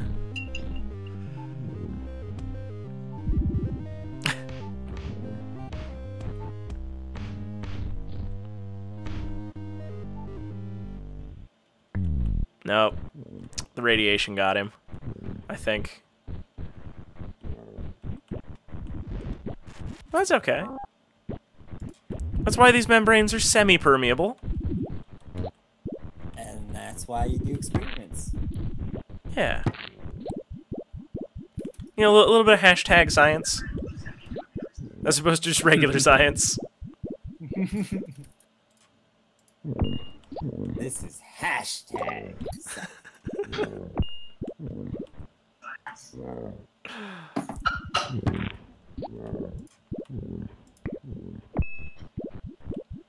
We're gonna move him to the outside of the fence. Because I want my anims to have that very valuable bit of space, thank you. Clonk him with a hammer a couple of times. He'll be fine. He'll tough it out. Alright, so now we've got a new project going on. And hopefully these creatures will find themselves like the optimal north-south... Nope, he died.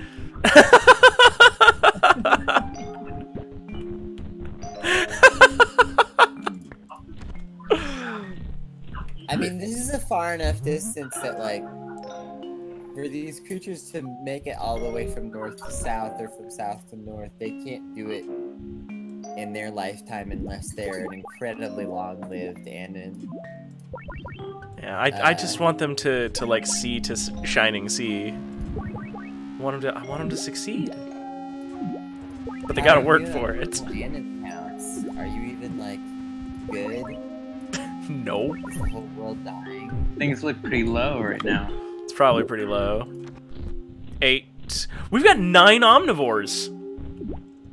Whoa! When the hell did those happen? We need to track down the 9 omnivores right now. It's the Wild West side. The Enbior. These are omnivores. They've gotta be.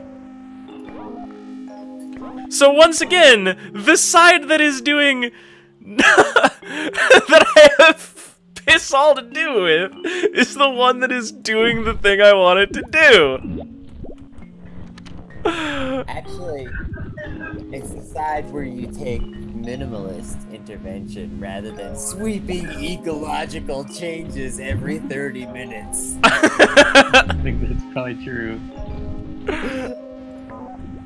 Yeah, Those are pretty great omnivores. looking. Oh yeah, they're very much more threatening looking. And they're totally dominating the area now. Like, it's either be an omnivore or get eaten by an omnivore. Yeah. Watch, as soon as I walked over here... I need to get one of their eggs. Herbivores in there. I think the herbivores are all over on the east side. Oh yeah, sure enough, there they are fighting. should bring some herbivores back over and see what happens. No, I want to encourage the omnivorous behaviors. Because if Let we... the herbivores die out if they will. They're Yeah. all fighting. Oh, man. Just check out all this violence inherent in the system.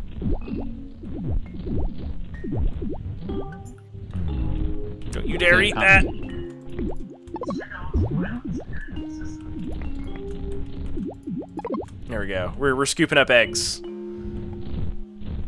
There we go. We got 2 eggs. I'm gonna leave that be and let them. Well, I mean they're kind of running out of food.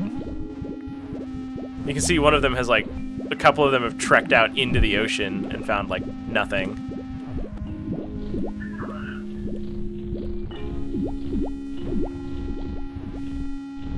One of the things that you kind of have to come to grips with in this game is that you really have to just accept that some of your creatures are gonna fail on like a personal level.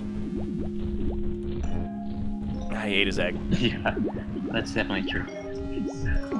Yeah, it's impossible to save every species. And like sometimes you'll have this species like even when like I'm trying really hard and doing like everything I can, I'm really attached to them, I'll like have all these eggs and I'm trying to like make the species work, but it's just not a good genetic, you know, product, period. Yeah, it's just not going to be successful in one way or another.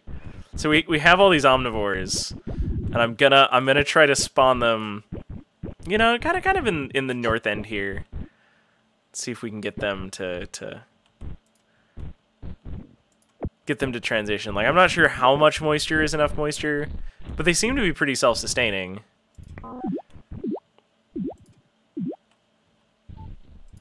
Hopefully they don't revert now that they've been taken out of their population center. But we're just gonna walk away, let them do their thing.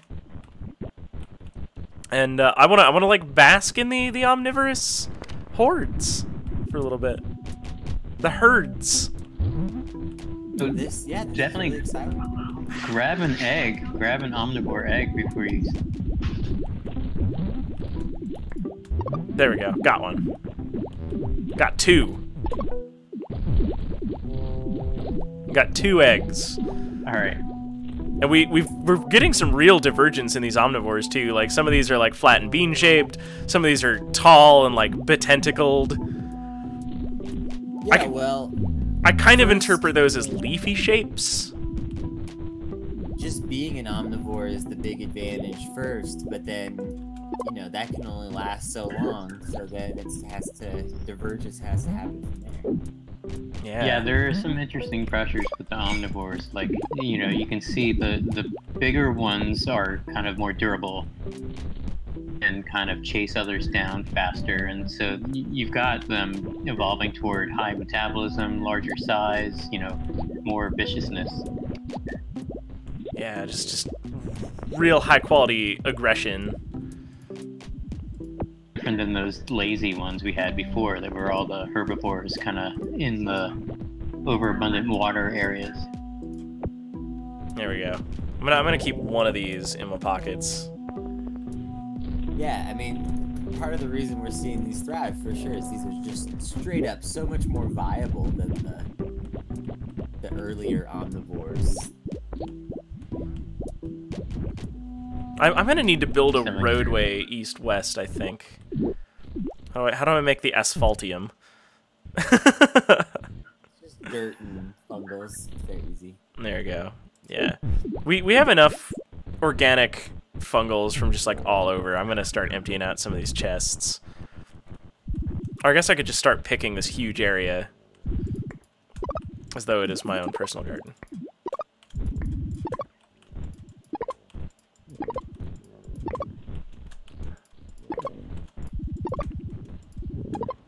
We'll see if we get some interesting biodiversity from having scattered omnivores around the world in a few dozen spaces.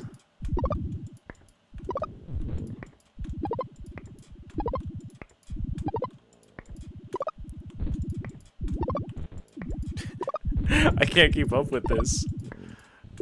The metabolic rate of these red fungals is just so fast. Oh, did you poop an egg out up here anywhere? No. Oh yeah, you did. Look at how quick these things are propagating up here. Like, I threw one egg down, and now there's, you know, half a bajillion. They keep moving around. It's hard to count. Like 9.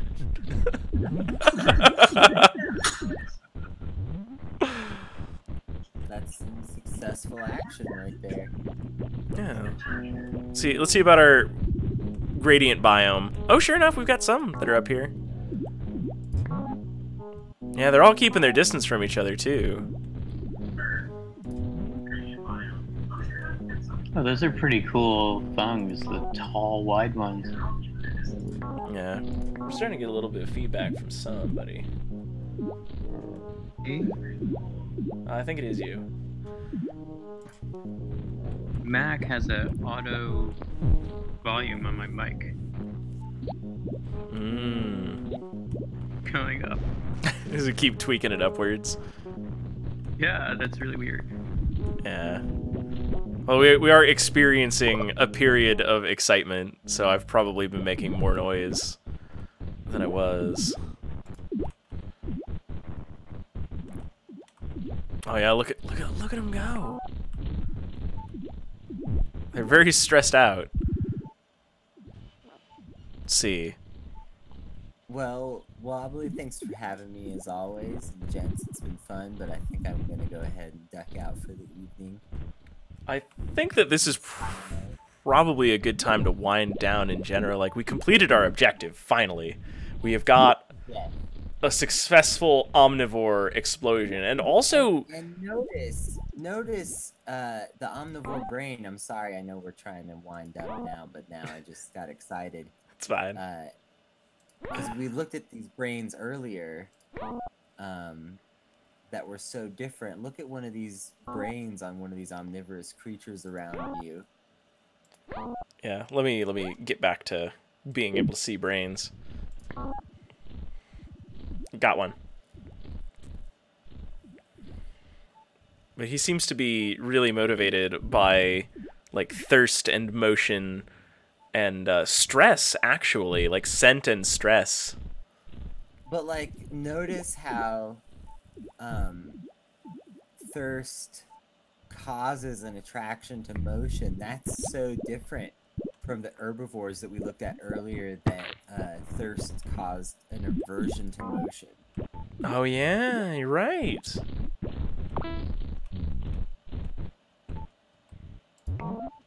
So this is some of that, where that omnivorous behavior is basically coming from. That mutation on the, you know, with the thirst gives them enough of an edge that they're kind of surviving pretty well. I'm just trying to keep them from eating their own goddamn eggs. Stop it. Anyway, I'm out for the night. Thanks for having me again, and I'll look forward to hopefully tuning in and joining in again tomorrow. Yeah, I would be happy to have both of you tomorrow. I know, Bludgeonsoft, that you are working on the game, but, I mean, Cane Wave doesn't have an excuse. Yeah, I'm definitely gonna try to come on by for at least some of it tomorrow. So. Yeah, we've hopefully, like, this exposes more people to this just really weird concept of a game. Definitely. Oh, here we go. We're starting to get that, like, striation of life. Like, I could watch this go forever. Oh, this guy's still alive somehow. Wow. He's gonna be mad when the herbivores show up and eat him. Or they'll start migrating south. Yeah. I'm thinking if I just shove one south, it'll probably thrive. Maybe 2. We were starting to get these ones that have the feelers, and they're looking for, you know, a new world. So we're starting to see them respond even now, and if I keep going down that line of thought, then we're gonna just keep playing. So I have got to draw the hard line in the biomes here. And so for anybody who is left or is watching this VOD later, like, by all means, come on by to twitch.tv/wobblypython, where we have got Vilmonic on tap for the rest of the week here.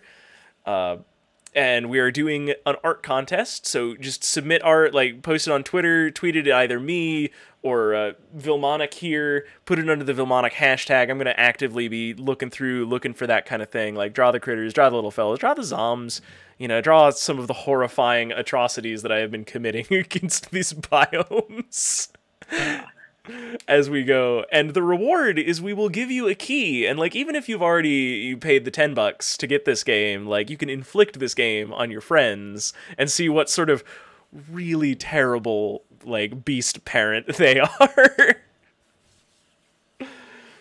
Yeah, definitely.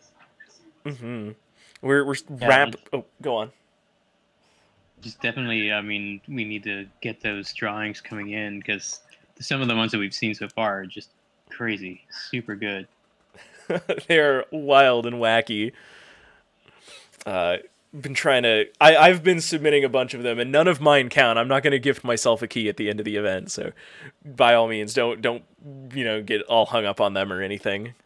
But let's see, other things we've got going. We've got the drawing circus that is coming up this Saturday. We have Alexis Draws, who is apparently notable in her community for being a sluggish artist, so we're going to see how that pans out. And Magica Jaffet, who I found natively in the wilds of the program that I use to network all of my artists together, and just kind of emerged fully formed. So that's going to be a really interesting evening. And they are almost certainly going to have to draw at least one creature as described by the text box in here. It's going to be a fun round. And that's going to be great. We've also got another one coming up the week after that, and one the week after that. We are now a weekly show for the time being, as people have been scheduling. So tune in for the Drawing Circus, Saturday, 9 p.m. Eastern. And, oh heavens, there's a lot of stuff going on. Like, join the Discord, keep abreast of me, keep abreast of Vilmonic, keep abreast of Mark here, and, like, just keep in touch with all this, because everything is exploding, and it's super exciting. And until then, you guys take care. Let's find somebody to host. You got a favorite on Twitch here, Mark? Oh no, you go for it. Yeah. Okay. Let me find somebody who's still up around and kicking.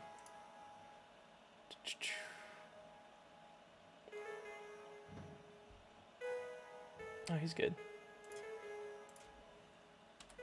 Speaking of old DOS games, this guy is all about those.